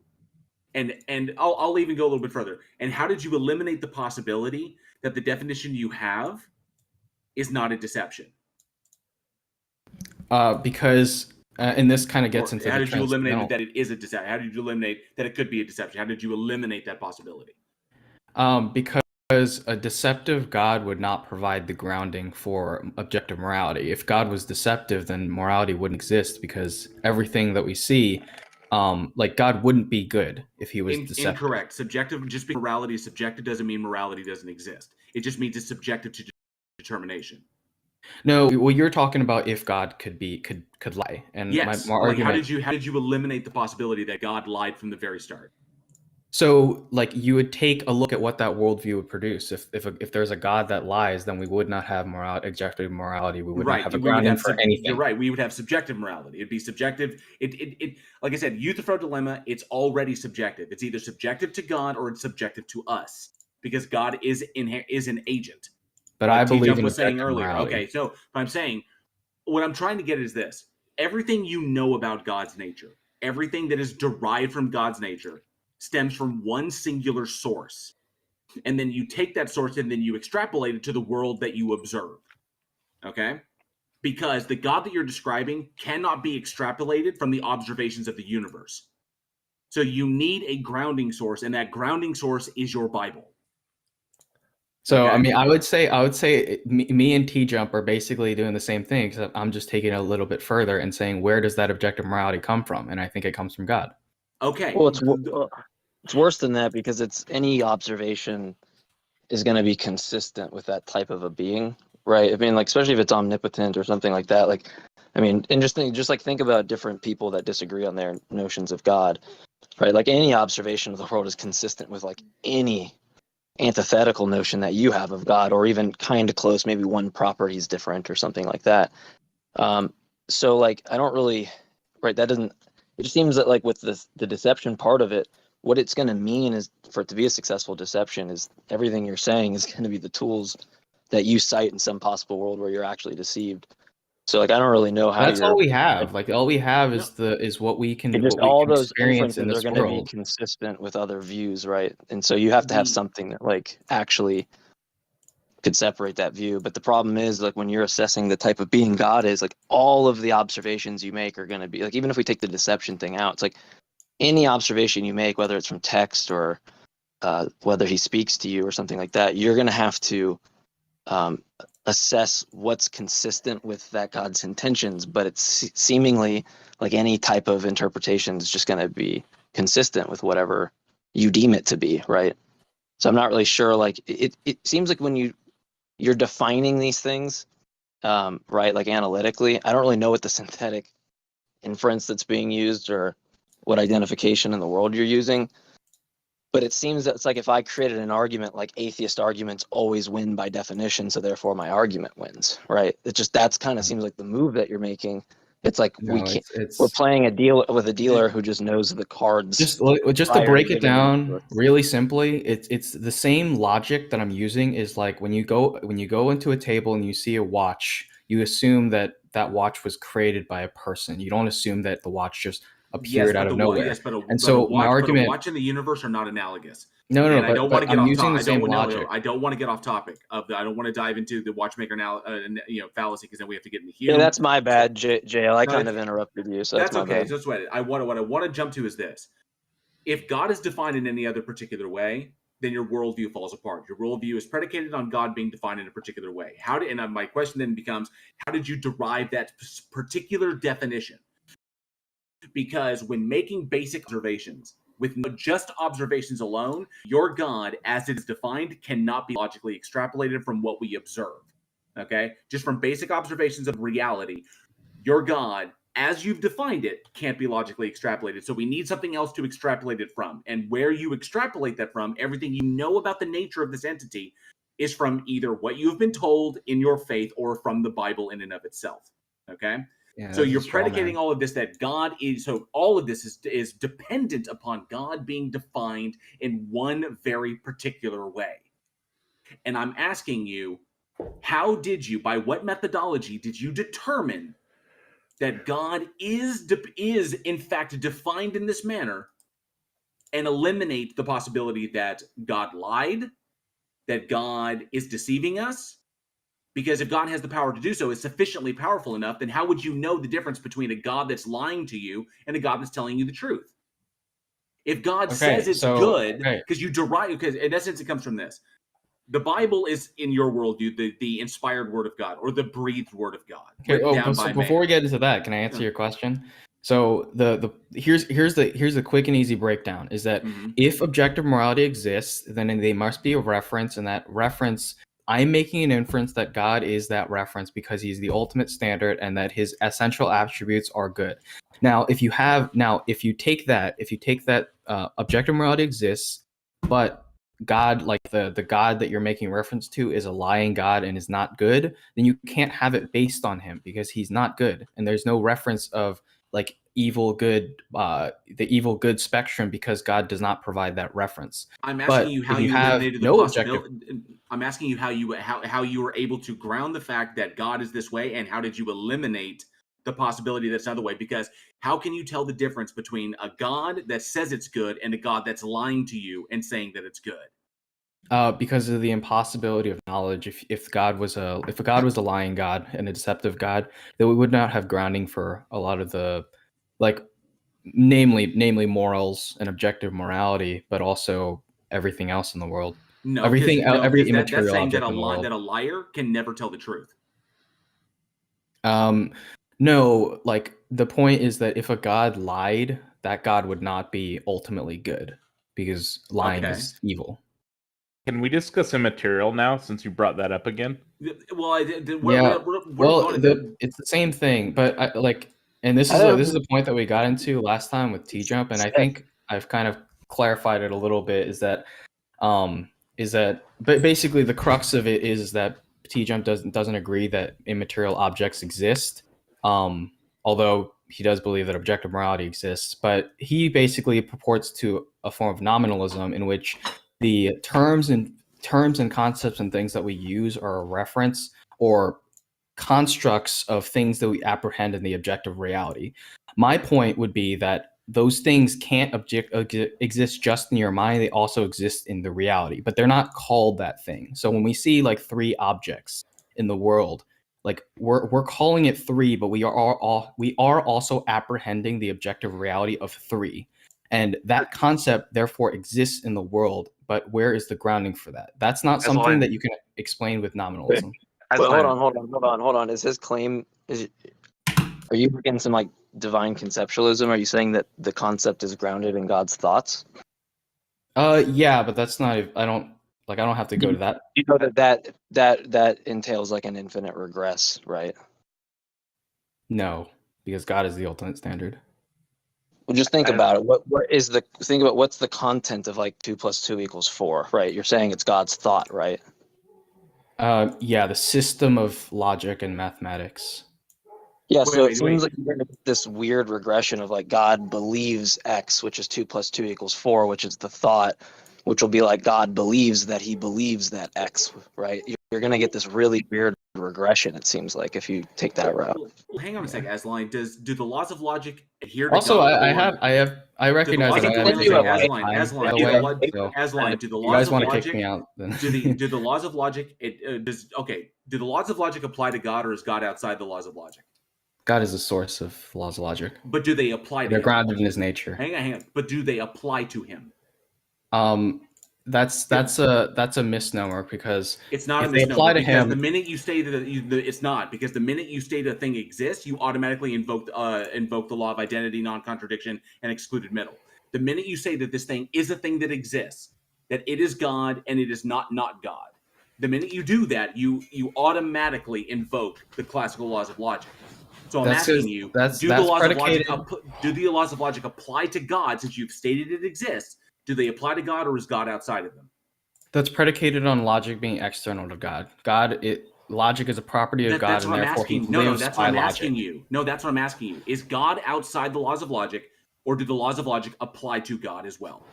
No. Yes or no? The laws of logic are God's essential properties, are one of God's essential properties. Asline, but do they apply to God? Because you've invoked them by stating God exists. That question doesn't make sense, because if it does is make part sense. of It does him, make then sense. they The don't laws of apply logic to apply him. to Asline. It does make sense. The laws of logic apply to God. God is God, and God is not God. Okay, so the law of identity. Ask it as a question. Jill, ask him: does God exist? Does God exist? Okay, Asline, does God exist? Yes. Okay. Does he not exist? Does he not exist? Is that, yeah, he does exist. So he can't both exist and not exist at the same time, right? Yes. There you go. Yes. He cannot exist and not exist at the same time. Which means the laws of logic apply to God. No, it's because he is the grounding for he is logic. Or his essence is logic. You think this is like this big refutation. It's not that. Asline, you're not getting it. And I don't know. I understand why what you're your not point getting is. Either the laws of you're logic, not getting the fact that it's not external to God. Either the laws of logic apply to God, which you state when you state that God exists, and that he does not exist. Okay? Either the laws of logic apply to God, which means that God cannot exist and not exist simultaneously. Okay? Because the laws of logic apply to him. Or God exists external to the laws of logic, and the laws of logic are merely his nature, but they don't apply to him because he is the source of them. But they hold no sway over him himself. They don't apply to him, but they apply to everything that he creates. Okay. So God cannot be illogical. That's the point. But okay, that means that the laws of logic supersede God. God cannot operate outside of the laws of logic. No, it's his property. It's the same thing as the goodness thing, is that God is good, therefore he can't do evil. Well, that's problematic in and of itself, because that's simply because you've arbitrarily defined God as being good, which you can't determine if that is true in any way. Because I don't think you're following the argument. No, if it's grounded in his nature, it's completely irrelevant. What I'm saying, Asline, is either the laws of logic apply to God or they don't. It's a true dichotomy. They either apply to God or they do not apply to God. And if they apply to God, then the laws of logic supersede God, and God is merely appealing to the laws of logic because God can't do otherwise. God can't make a one-ended stick or a square circle. But if they supersede God, then we only need appeal to the laws of logic. But if God is outside of them, then God is in itself definitionally a logical contradiction. God can both exist and not exist simultaneously. God, and therefore both positions are justified, which is incoherent. So it's one or the other. It's either God is arbitrary to the laws of logic, and we can just appeal to the laws of logic, or God does not exist. There is no middle ground on this. That's why the question is, do the laws of logic apply to God, or do they not apply to God? True dichotomy. They apply to God because they're his essence. Randolph, do you guys want to move on, or does anyone else want to ask me a question, or because we can kind of go whatever? Well, we have taken quite a lot of time. I think it's important that we try to cover different topics and bring other people up on the stage who'd like to be here. So I'm just going to, I see J. Mike for some reason got caught in the audience. He might have something to say, so hang on a second. And Aslan, I would like to talk after you've had a chance to look at some different Christian positions other than your own and see that there are some options that you have to move around. I mean, I have. It's just that, yeah, like here, here's what I'll do. Here's what I'll do. I'll look at your syllogism and I'll write up the response to it and I'll send it to you. And then that way you can need to read more than the syllogism. That's just like a tiny piece of the overall argument, right? I know, but I mean, read the paper and look at what some of the other Christians have concluded who don't hold to divine command metaethics. They still hold to the idea of divine commands, but normatively. And I wanted to respond just briefly to something you said earlier, right? So you said that that you and TJump agree partly in that you both believe that there is something that exists, which is what we're referring to when we say like moral obligations exist in a moral realist sense, right? Now, I think that there are many things where we can say that structural, sort of like structural emergent properties exist from some premises. So like math, if you formulate the numbers and then you follow from your formulation of the numbers, you can derive all of the principles of mathematics. If we look at another field, which is game theory, which is a kind of an application of mathematics to players of a game where they can compete with one another or cooperate with one another in a variety of different types of scenarios where they're variously at odds with each other or able to help each other. We can say that in game theory, point to certain strategies which are called Nash equilibriums, and we can say that like these are strategies where, you know, if you follow this strategy, you're going to more often than not win out against those who are defecting or operating against the group of people following the strategy, such that they'll be able to overcome and defend themselves against that defecting strategy, right? Now, we could talk about that conceptually as an abstraction that's analogous to some of the situations we find ourselves in morally, or we have basic choices, right? If everyone is trying to be whatever they think benevolent means to each other, they're going to get along well and be successful as a team and cooperate. If people are trying to defect and cheat each other and or kill each other just to get more power for themselves, there's going to be consequences of that which we don't consider to be benevolent a lot of the time, and so on. So it may be the case that the best way of conceptualizing the part of this which seems real, the part of this which seems like it would be true in any possible universe or something like that, is this concept of the math essentially that comes from cooperation and defection tendencies in the competition. And I think if you look at The Selfish Gene by Richard Dawkins, and you look at the idea of kin-selective altruism, which says basically like from the gene's eye view, the gene will get copied whether you or I reproduce. Either way, if we have the same gene, that gene is going to be successful, right? This is going to mean that I'll sacrifice my life to defend you, and you'll sacrifice your life to defend me, because what we're really doing is we're following a gene which says sacrifice yourself, and it has the consequence of keeping more copies of itself in existence such that it pervades the gene pool. Kin-selective altruism is a winning game theory in biological form, right? And I think that descriptively at least is the starting point for why we have morality, why we think it's so important, and why we're willing to get into very heated arguments about trying to get it right. And maybe you don't agree that this could be the explanation for why morality exists in the first place, or maybe you think that even if it is the correct explanation for where it came from, satisfactory philosophical position, because it doesn't get you to some objective claims about what is or isn't always possible situations. But I would at least look at and consider it as a different way of starting to examine morality. Yeah, and I would just say that that probably causes a lot of problems for you too, because we, like, when we think of things like rape and murder and dominance and tribalism, we don't think that those are good things, but those are biological outgrowths, and like nationalism and things like that. I don't think you would hold to that. Those things are just is, and that's Yeah, what we agree about should that. live our. I'm just to be clear. Well, that's my point. Is that there I'm needs not to be more than appealing to that. nature. So this is not the same thing as an appeal to nature fallacy. I'm not saying whatever's natural is good, right? And if you look at Darwin, right, what he said was, I don't have the quote in front of me, but he said basically, look, the genius of humankind is that we don't do whatever we're evolved to do blindly, and instead we adopt a cultural tendency towards greater benevolence than our genes equip us for. And what he was saying is that obviously this isn't like the last word on morality. It just explains the behavior of animals, basically. But when we look at human beings, we look at a culture that developed amongst human beings of tending for the sick, so they don't die off, even if that means that they get to have kids. Because we're not after some like eugenic, like genes makes right kind of world. You attributed Nazism to evolutionary theory, but if you read Darwin, you wouldn't come to the conclusions of Nazism, right? What you're getting when you think about this is an explanation of where it started, but it's not the endpoint or the final template for how it should be, right? But what it does explain is why is it the case that we have morality? Where did it arise from? And how can we improve it beyond that is an open question that we have to work out amongst ourselves. And I don't think it particularly matters what meta-ethic we adopt, although I think it's very interesting and it would be great to come to more agreement on that.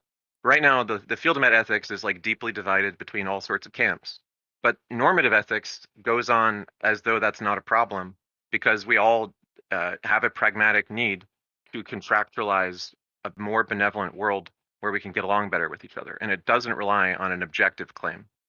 Yeah, and the only my last point that I'll say on that is that I think the problem with, yes, there is this agreement on meta ethics, but there is an urgent need for having objective grounding, because if you read postmodernism posits that kind of everything, all the knowledge claims and things that we have are predicated on the kind of starting points or whatever that we choose, and those starting points are guided by power relations and certain things like that. And so you can have an outgrowth of an infinite number of interpretations of certain things. And the thing is, that's what leads to certain people having their own form of ethics that is internally consistent based on their own subjective grounding.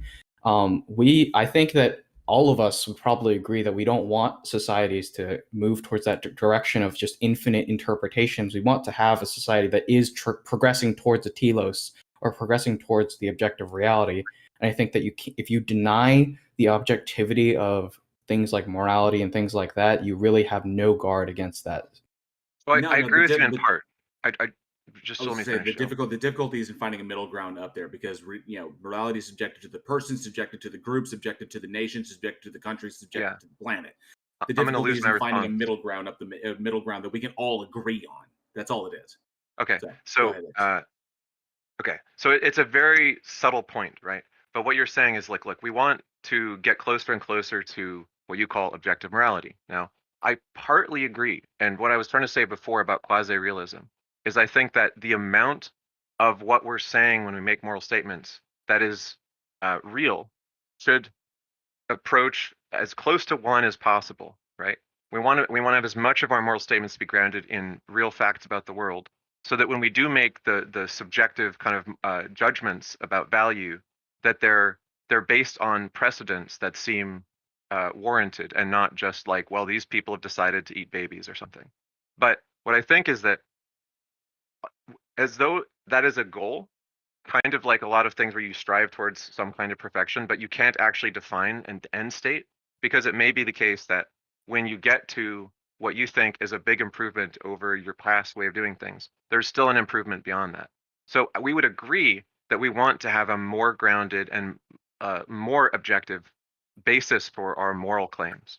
I just don't think that asserting that there is like one final system has a good track record or a good prospect for being arrived at, even though I agree that, like in the case of game theory, there are mathematical underpinnings for why benevolence is a winning strategy, and why humans and basically every other cooperative species, whether you're talking about ants or pack animals like dogs and so on, why they succeed because of their benevolence towards each other and so on, and they're willing to sacrifice for each other. So I think that's like a real thing about the world. It is a winning strategy mathematically.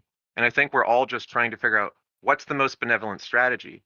There is a math underlying it that's true, and that's what we're trying to approximate with our real messy moral systems.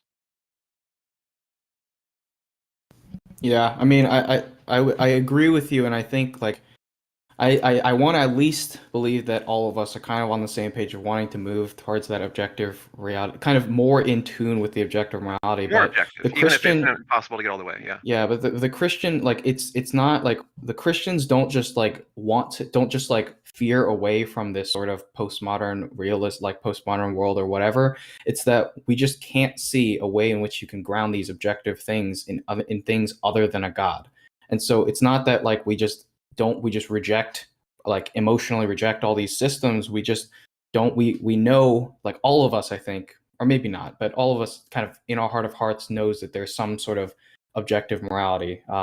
Maybe not, but I think then we kind of have to question what systems would allow for that. And if you don't have a system that allows for that, then you kind of, you go into the sort of confluence of millions and millions of, But anyways, I'm just restating. No, I think it's a really good point, and this gets to what I think almost always underlies all the conversations I have with Christians, whether they're precept or not, which is that the way that you think justification works, and like the way that you feel about the trilemma of basically like, infinitism, foundationalism, coherentism, tends to underpin like what kind of system you gravitate towards. And what you're saying is you like to have a foundationalist system that has a starting point that guarantees all the conclusions are correct that are based off of that, right? That would be God. Like a coherentist system. Well, it sounds like you like foundationalism. You want God to be the foundation. Everything builds up from God because it's just like a manifestation of God's nature, right? Well, so I mean, I'm kind of split on whether or not I'm a foundationalist or coherentist, because I do agree with presuppositionalism that at root everything is circular. Okay. And so I'm not fully sure.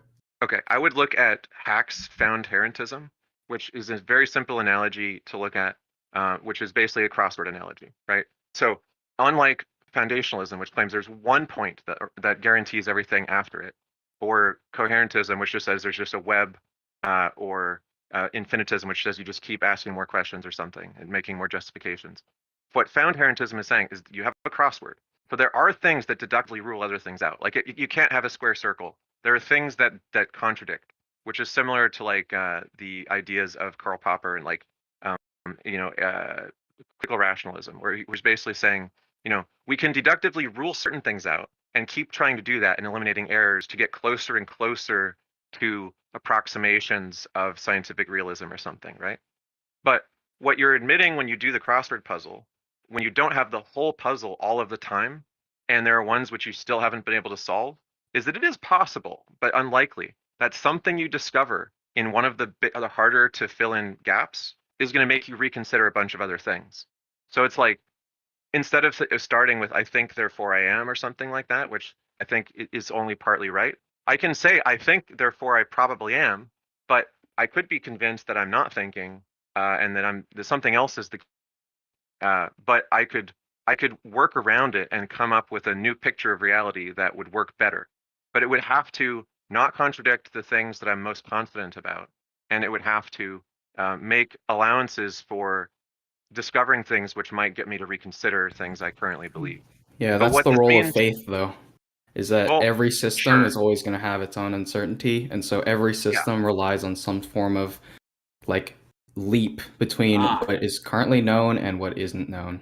Finally got to the point that it finally got to I'm the saying point all I of was us trying are to get faith. to. No, sir.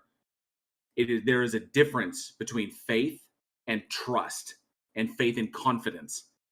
Okay, faith is belief without evidence. Trust and confidence are sliding scales based upon the evidence and what we have at hand. I trust a particular model because the model has been successful in the past. I will then lose trust in that model if that model begins to not be able to make appropriate predictions. And I will trust another model better if it makes better predictions that are more accurate. And then that model will have my trust. Trust and confidence are not synonymous with faith. And that is a huge, huge mistake. Okay? Confidence proportion to evidence is different than just saying, I just have no idea, I'm just going to guess. Because it feels right, or that's not what faith is. It's based off the preponderance of evidence, but recognizing that you can't fully know everything. So the skeptic would like the pure skeptic would not adhere to any sort of system unless it was 100% certain. I think nobody lives like that. Everybody lives off a high confidence, and then the faith takes us to that point where we accept it. No, because I can accept something that's working at 95%. And I will accept the fact that there's a 5% margin for error. I know, and you're taking that 5% that it won't work on faith. No. Then I then establish a plan in the event that the 5% occurs and it fails. So I prepare for both. But I have a strong level of confidence because it has been successful in the past. It doesn't mean I don't prepare for the failure. Because if that 5% occurs, then I'm screwed. So I don't predicate anything on faith. I prepare for the eventuality despite my level of confidence. The skeptic says you can't be 100% confident on anything, so you need to prepare for the eventuality or the probability that it may not work out. But there is no 100%. Faith is 100% certain. Your entire position is predicated on the faith that you have that God is defined in the correct way. That's what I was initially trying to get at when I was talking to you previously, is that your entire position is predicated solely on the faith that God has defined himself for you through the Bible in the correct manner. Like you're understanding it correctly, or God is even being honest about itself. So this being comes along, supposedly creates everything, says, I'm all good, everything I do is good, I am the objective standard of all things, I'm the alpha and the omega, blah, blah, blah, blah, blah. It inspires human beings to write this down in a book, and you automatically assume that because it said these things, already begging the question of its own existence, but nonetheless, I digress. You then presume that God was telling the truth automatically about itself. What would preclude God, a sufficiently powerful enough entity, to lie to us to curry our favor and our love? What would stop it from doing that? Nothing. Not existing. And how, not existing, this is true. How would you tell the difference between the two? You can't. There's no methodology for that. Okay? So the problem is your entire system is faith-based. The faith that you know for certain that God is defined in a particular way. Because like I said before, the God you describe and define cannot be logically extrapolated from the world we currently observe. But what it does resemble I is just a think Ghost story. it's just the Like, straw man. It's not a straw man. Here's the thing, It's all not of a us, straw man, Asline. It goes to the very, very Christians heart and of your atheists. position. Asline, it goes to the very heart of your position. I'm not worried about all the surface stuff in your worldview and how defer and how you just ignore the Euthyphro dilemma and how you just ignore the problem of evil. I'm not even worried about that. I'm worried about the whole thing that you predicate your position on is that God is defined in a very particular way, and you can't justify why you can't justify how I you just think know that to be the truth. I just You think it's can't. really dishonest when atheists try to proclaim that like Christians and atheists are like totally different in how they approach it. All of us are trying to find the truth. All of us are trying to move towards the objective reality, and But you just claiming that we just make shit up is just dishonest. No, you assume you have it by claiming there's a God. What? No, we all have uncertainty, but we just adhere, like we believe that the evidence points to a God. Atheist believes that it points to something else. No, and we can point out but you're invoking. We can point out why your evidence is faulty. Why it's either contaminated by confirmation bias, or it's an argument from incredulity, or an appeal to emotion, or an argument from ignorance. We can point these out. You cannot point this out about us, about the atheist position. The atheist position is the logically honest conclusion based upon the evidence. And it makes no leaps. It accepts that we don't know certain things. It accepts that there are some things that we may never know. And it makes conclusions based upon the evidence at hand by using a methodology that eliminates our bias. Whereas you predicate everything upon the notion that this thing exists. You cannot demonstrate it to exist. And you've defined it in a particular way. You've essentially defined it into existence. And you've derived that definition from a book that is just completely arbitrary. Yeah, I mean, if we're getting into this, I think I feel bad about taking up so much time. So I think. I wanted to ask you one question before you went. I tried to hold off, so it might not be as relevant, because it's far back.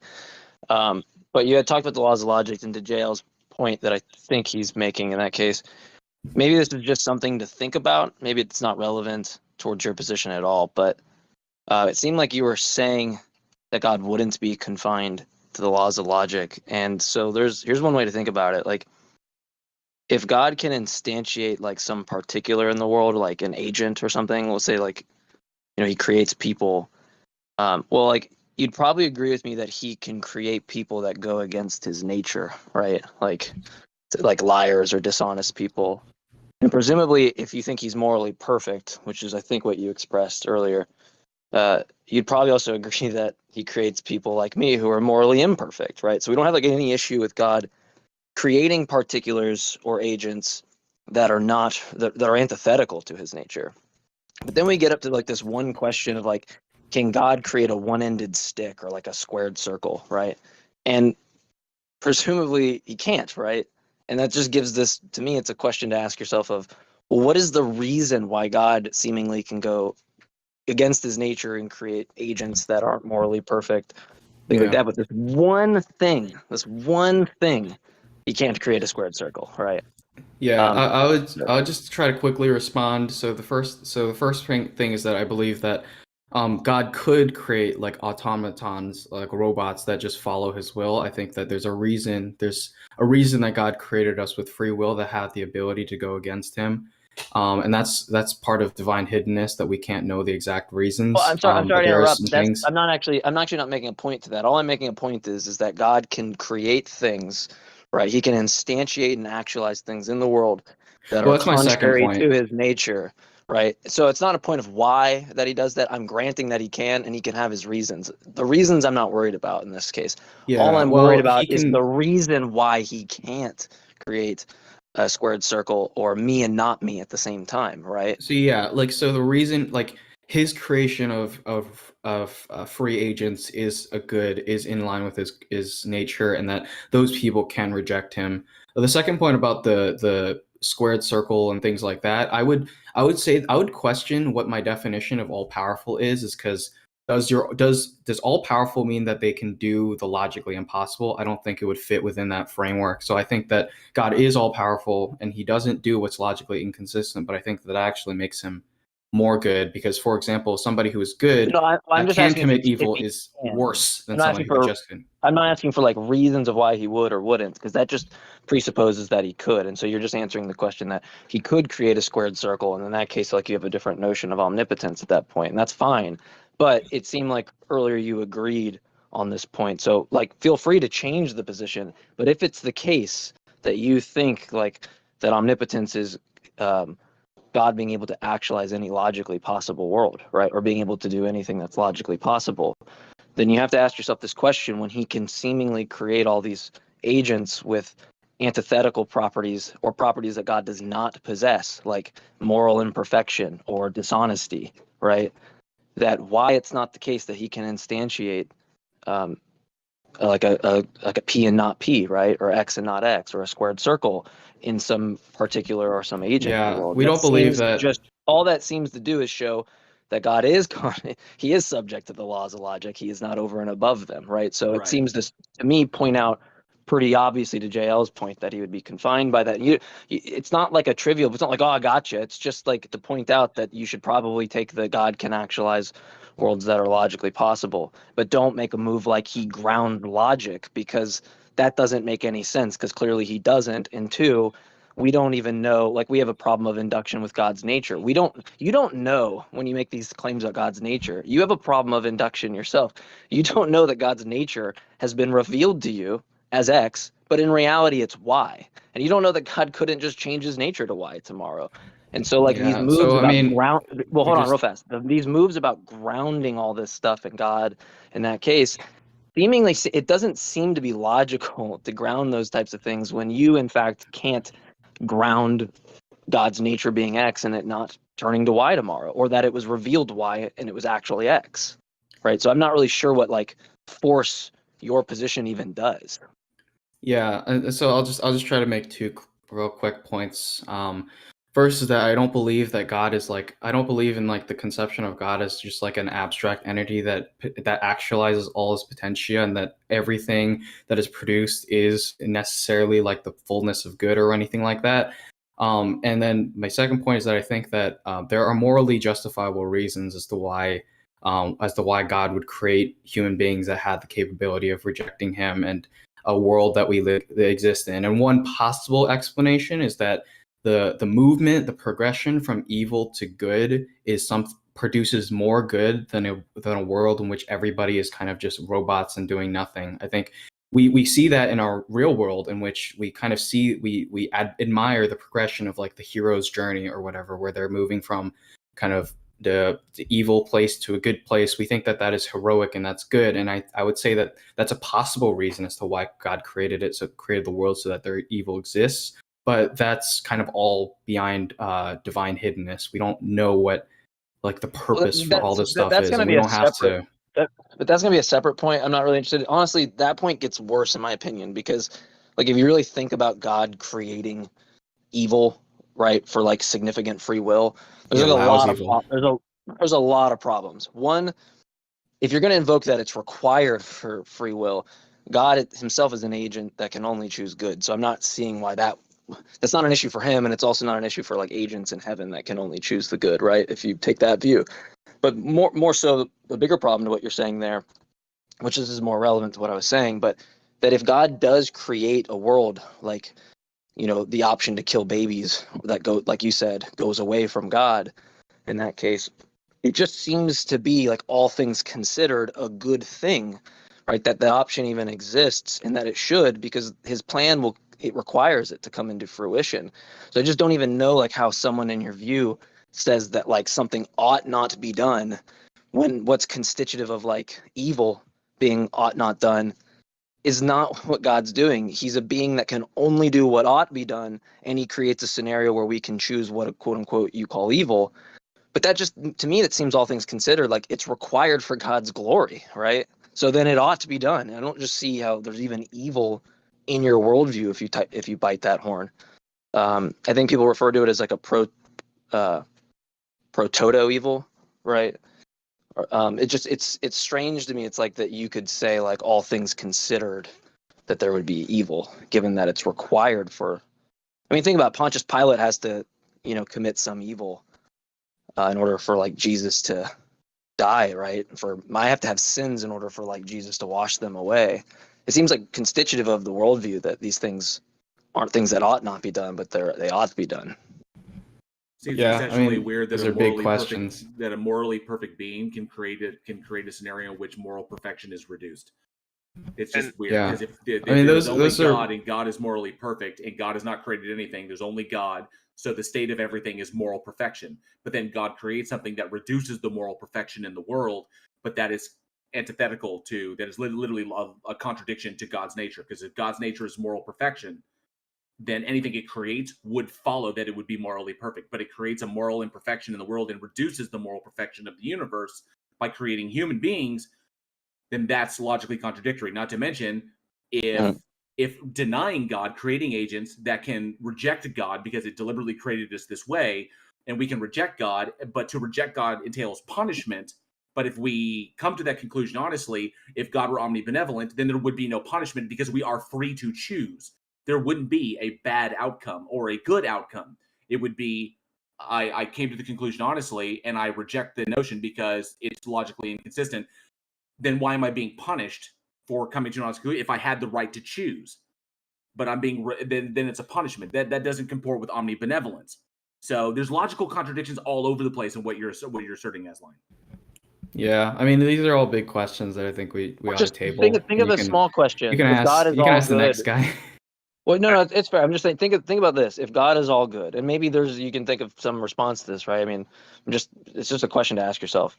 If you take God to be all good, and you agree on, like, that good is a normative notion, right? That it guides actions. Like, good is something that we ought do, evil is something that we ought not do, right? Like, I ought be in accord with God, I ought not be in accord with Satan, or something like that. Like, if me and you both agree on these normative notions of good and ought, even if I think being with Satan is the good thing, I'm still using it in a notion of, like, that ought to be done, right? So even if we have different kind of content to fill in about what ought to be done, we're still using those notions the same, right? We can have this conversation offline if you want. Like, we can. That'd be great. I'd love to. That'd be great. Sure. Just message me on DMs. But ask yourself this question: If God, if God is all good, that means He always does what ought to be done. And if you're saying He creates evil for, like, significant freedom or something, just think about what that entails, right? What logically follows that, because He only does things that ought to be done. Yeah. I just wanted to say, Aslan, I really enjoyed your previous conversation with us on the fact that when I said, hey, this is a really deep topic and it's a good idea to look into it some more, you did. You came back with a lot more familiarity.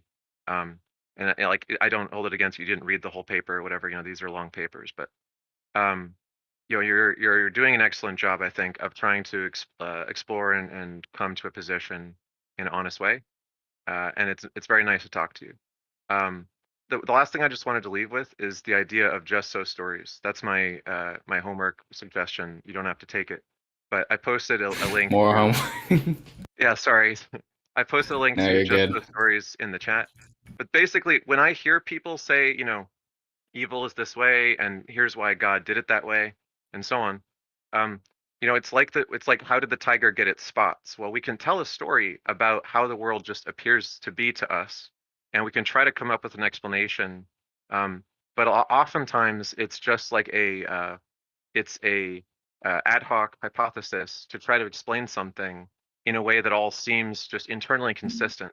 But there's no real force to why that just so story is better than another just so story. So when we compare these different claims about morality, and one of the stories is, well, God arranged all this way on purpose. That's the way just so stories work, is it's all done on purpose. Like, this is how it had to be. But it's the alternative explanation that I started with, evolution worked a certain way such that the animals that cooperated were more successful than the animals that didn't, and we inherited a really strong set of cooperative genes. It may not satisfy all the questions philosophically or give you like a really complete system to ground everything in a foundationalist way that you'd like, but it has the advantage of being supported by immense evidence. And as many times we've had conversations which basically come down to, our story may not be satisfying, but it's based on evidence, and it seems descriptively true that that's how things got to be the way that they could be, because that's how things play out, not because someone had a plan for it. I gotcha. And I'll just say is that like I do spend a lot of time reading. I do a lot of research on things, and I study a lot of different topics. And so if you want to kind of have a focused discussion, then you can kind of set the terms. And like if we want to keep a really narrow topic, if you want to have that sort of discussion, then you can set something up, and then I'll bring out my guns on that. That's something that'd be interesting. Aslan, thank you very much. This was a really great conversation. It was very deep. You're very thoughtful, and it was. I think IX is pointing out something very important that you've done very well by researching the topic and coming back, and we appreciate you taking it so seriously. Yeah. Anyways, thanks for so having me up. I'll move back. Thank you, bud. I wasn't aware tigers had spots. All right, Ligers. Ligers have spots. Ligers have spots. Sorry, I meant striped. Colin, yep. Concrete plus. Sorry, my boy over there. I have a question. My boy over there dodging the from swords the of chat. logical entailment like Matrix like Neo in the Matrix. Logical entailment. I have a question from the chat. Jeff, are you awake? Jeff? Yeah, I'm here. I've been listening. Maya Atkinson heard some snoring, so people are wondering. It wasn't me. I've been muted this whole time. So Jefferson, that was her imagination. Jefferson is like the great Loa. It will speak when necessary. Yeah. And Maya is one of the most loyal people coming to all of our stuff, so I thought it was just appropriate to just ask. I've known her for a while online. She's justifiably concerned. If I'm quiet for a long time, odds are I've dozed off, sober or loaded. So yeah, thank you, Maya Adkisson. Just it's important to mention their names. Concrete Plus. Concrete Plus, welcome back, and we'll give you your time to present your opening statement. Hopefully, you can keep with it in a few minutes for us, and then we'll respond accordingly. Thank you. All right, thank you. Just deal with what Jay Mike was trying to put forward. He made a lot of claims that I don't think is actually borne out by the Christian God. Maybe he was appealing to another God. So I'll just start with that. Jay Mike, were you talking about the Christian God? Which claim? Were you talking about the Christian God when you were just talking to the last guy on stage? Yeah, but what claim specifically? I know what you're talking about. So you were talking about the Christian God? Okay, great. So when does the Christian God create evil? What do you mean? When did he create it? Yeah. The when isn't answered. The fact that he did is mentioned in the Bible. All right, Jay Mike, what were you saying? Well, yeah, I didn't know if you wanted some some like source in scripture or something, but I mean that's just going to be debatable on interpretation. So my point is that there wouldn't be evil in the Christian worldview if it ought to be done right for his glory. That's the whole point. There isn't evil. That was the whole point. So the idea that evil, where do you get the idea that evil ought to be done? I'm saying that he's a being that only does what ought to be done, right? And so in that set, or a member in that set is an action to create a world with agents with significant free will to choose against him. And that right there, we have an action that God only does things that ought to be done. So it's just constitutive of the set to be something that ought to be done. But it's also So where do you required. make, It's also required for his glory. So there's like a purpose. so the claim that God only does what ought to be done, where do you get that idea from? I mean, you might not think he is omnibenevolent. In that case, it wouldn't apply to you. We'd like at least. I don't think that's an entailment of omnibenevolence. So where do you get the idea? So is omnibenevolent? You get the idea that he does what ought to be done, and he only can do. Well, yeah. I mean, hold on. Do you think God is all good? What does that mean? Yeah, he always does what ought. Do you take a normative notion of good? What ought be done? I don't know what that means. Look, either it's normative and I know what you mean, or you're going to say something like it's descriptive and I don't know what the fuck you're talking about. So do you take a normative notion of good, like it's the case that good is going to be like action guiding, right? Like with something we ought do or we ought not do. I don't know anything that you're saying right now. Can you explain? Yeah, I can. Yeah, of course. So like typically when some people, it's not the case for everybody. I think TJump might have pushed back because I think his view doesn't have normativity in it. But so like what I'm saying is like you can have kind of like two views, right? Either your account is normative or it's not. I don't really know. Like TJump's explained to me his view, so he's actually like elucidated to it. I don't think he knows what normative means. He's asking like, what does normative mean? I've talked. Okay. Oh wow, I've talked to him before. I thought he did. Normative is just going to be like action. Sorry, that's my bad. Sorry. It's just going to be like. So it's going to be like reference to some standard, right? So, it's going to guide actions towards like what you should do or what you should not do given the goal or whatever X is, right? You're going to have some notion of what array of things that you could possibly do that are going to achieve that goal. And in that case, like you're like achieving that normative standard, so you're in accord with it, and therefore like you ought to do it. But if you're not, sorry, go ahead. So it sounds like you have a sense of good that you understand, and you're superimposing or attributing that to God. No, I actually specifically asked. I'm literally making the distinction. Look, I'm sorry. No, I know, concrete, but you're saying something that's just not true. I'm literally making a distinction and asking, like, if you don't take the normative notion of good there, that's fine. But I need to know what you mean because I don't know what the fuck that means. That's why I like, literally say normative. Are you appealing to your standard of normative or God's standard? Yeah, well, yeah, I'm asking if they agree with that standard. That's the question. It's a question. You don't have to agree. Pull the cord off the bus stop. I don't know why you're refusing to that you have the option. I'm trying to get you to try to communicate this from, like, let's say a theological point of view as opposed to a philosophical point of view. Look, it's just, do you take a normative notion or not? It's just it's a true dichotomy, yes or no.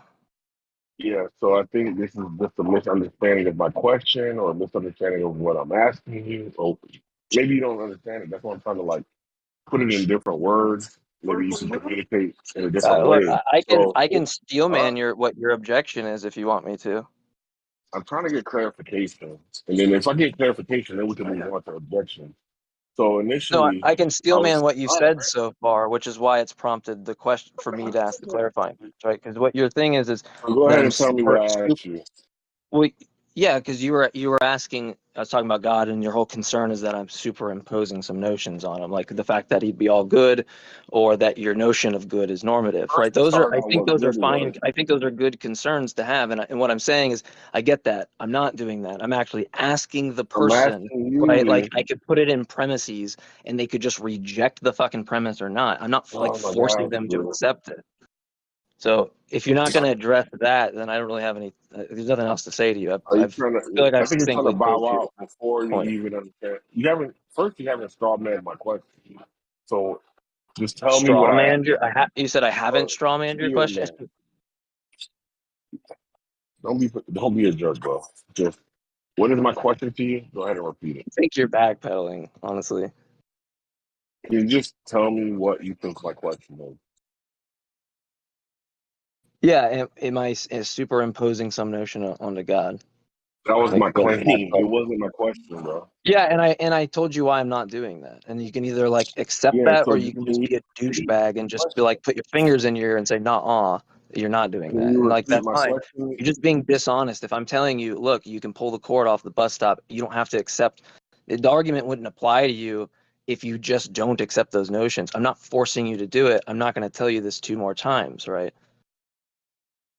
So I'm It's gonna go back to really my easy. It's question. really easy to understand, right? This is So, how like an argument oh works. wow. If I give some argument or I make a claim and you're So like, I "Well, I haven't don't even been think able to get God a is all statement good," out. then it doesn't apply to you. That's why I would ask the question. What you're saying Yeah, is so I'm just gonna try one trivial. more It's time. honestly just wasting time. So do you have anything like relevant that you want to address? Like an I'm gonna try objection? one more time. So you said something about God being all good. I asked you what that meant, and I'm waiting for an answer. Again, I What is gave you all that. good? I told you either you can take a normative notion or not. And so then I explained that what that meant, right? If you don't understand, I can do it again. That's I fine. asked you to But if approach you this. don't understand that the answer is that you don't have to take a I normative hope notion. everyone notices that every time I open my mouth, J Mike cuts me off. I haven't even been able to complete a sentence. So I'll try Well, go one ahead. more time. So I would ask that you approach this like a theologian, whereas you use a biblical proof text for your statement. So when you put forward the concept of all good, I'm going to ask you, how is that expressed in the Bible? So do you have the scriptures to point to that represents this notion of all My good? claim is my claim. You're not understanding. So let me help you out. My claim is It's a not yes or no. forcing. Listen. This It's is a really yes or simple. no. Yeah. So the answer is that I don't think the interpretation of someone's scripture, thinking that he's all good or not all good, is dictated by the text itself. It doesn't say that itself. So if I cite you scripture, what would be listen, superior stop. understanding? Stop. If I cite you scripture, it's going Where to do we assume get the stuff. understanding from, though? Stop. Words do not interpret themselves. Oh my They can God, have different dude. meanings, which is why people disagree. So my claim, you're making a false claim that I'm not even making. I'm not. Just listen really carefully. It's really hard for you to do, and I've noticed that interacting with you. But try really hard right here. I'm not making the claim that a Christian ought to believe that God is all good or not, right? I am not making the claim that they should interpret the text one way or another. In fact, I make an argument that the text can be interpreted in a multitude of ways, which is a further issue for them. The point is to ask them if they accept that premise. And if they don't, the argument doesn't fucking apply to them. Now, I'm done addressing this point unless you have something relevant, because you're just making a trivial mistake. It's really stupid. And if anybody else wants to recapitulate what I'm saying to him or where I go wrong, just go ahead, because this is just not going to work. He's just going to do the same concrete thing he does where he doesn't know what he's talking about and not relevantly addressing what I'm saying. So yeah, I'll do that. So J Mike is simply saying God is all good in most Christians' worldview. So he's just assuming that of the previous Christian. It may not apply to you, so it doesn't matter. He's not claiming the Bible says Yeah. that. So what I said was you had put forward some premises that weren't borne out in the Bible. Lo and behold, asked you to provide a biblical He never said they were put in the Bible. He never said they were. Lo and behold, I asked you to support it through biblical text. You that's have not my refused to claim. do That's so. not never been my claim. So You're not understanding. So and so lo and behold, my other claim that you're superimposing your notion of good on top of God also appears to be borne out, because you have, as you said, no scriptural. why are you just ignoring the fact that I'm saying that's not what I'm doing? Why are you just ignoring? Like, literally, I'm asking. If I'm asking you a fucking question, did you go to the bank or not go to the bank? Am I telling you that you went to the fucking bank, Concrete? Is that really are you really that stupid? I'm sorry, but are you really that stupid? You cannot be that dumb. Right? If I'm asking you a fucking question, I'm not telling you went there, right? I'm asking. I mean, concrete. If you need So, something, again- if you need something biblical, just go Romans 12:2. No, it's not the point. You're Like, talking look, to I J. can Mike, not get me, in biblical right? things, The but whole it's not. point. The point is whether it's premises that attack. It's the point is that it's tension between people that do accept these things. The reason why I cited it to that guy was because there was a whole prior point, right? There was something antecedent to that, which was the fact that he expressed that God was all good, right? And then I even asked if he took some normative notion there or not. I went through that. So it was relevant to things that he held to show tension there, right? Now, if you don't hold those points, then it wouldn't apply to you. And that's why I would ask. So here's the one. That's why you could just say I reject like premise 1 or 2 if I put it in some, if I formulated it in some way for you, because that's how premises work. They don't like force you to accept its truth value. If you don't, you're just making a trivial mistake. He just fell off. I had a simple question for him. So the topic of the stage is convince us a God exists. Does anyone here think that you can convince us that a God exists by attacking a position that J. Mike holds? I'm Probably a bit not. confused. No, I would say no. And I mean, I get that Concrete was basically asking a question, and then J. Mike was asking for clarification upon this because he doesn't know if what applies to Asline applies to Concrete, and then Concrete got really upset about that, started going to the Bible or essentially. I think it. Correct me if I'm wrong. Concrete was basically no true Scotsman Asline is what he was doing. Well, I mean, yeah, presumably he comes from some position where there is like the notion, and so that's probably like a huge hang up. But the problem is like if I give some argument and someone's like, well, I don't think God's all good. Well, like, yay, the argument doesn't apply to you, right? So like I don't know why that's even has to be discussed. So John Mumkay is a Christian and he wants to convince us a God exists. All right, I gotta go. We'll see you guys later.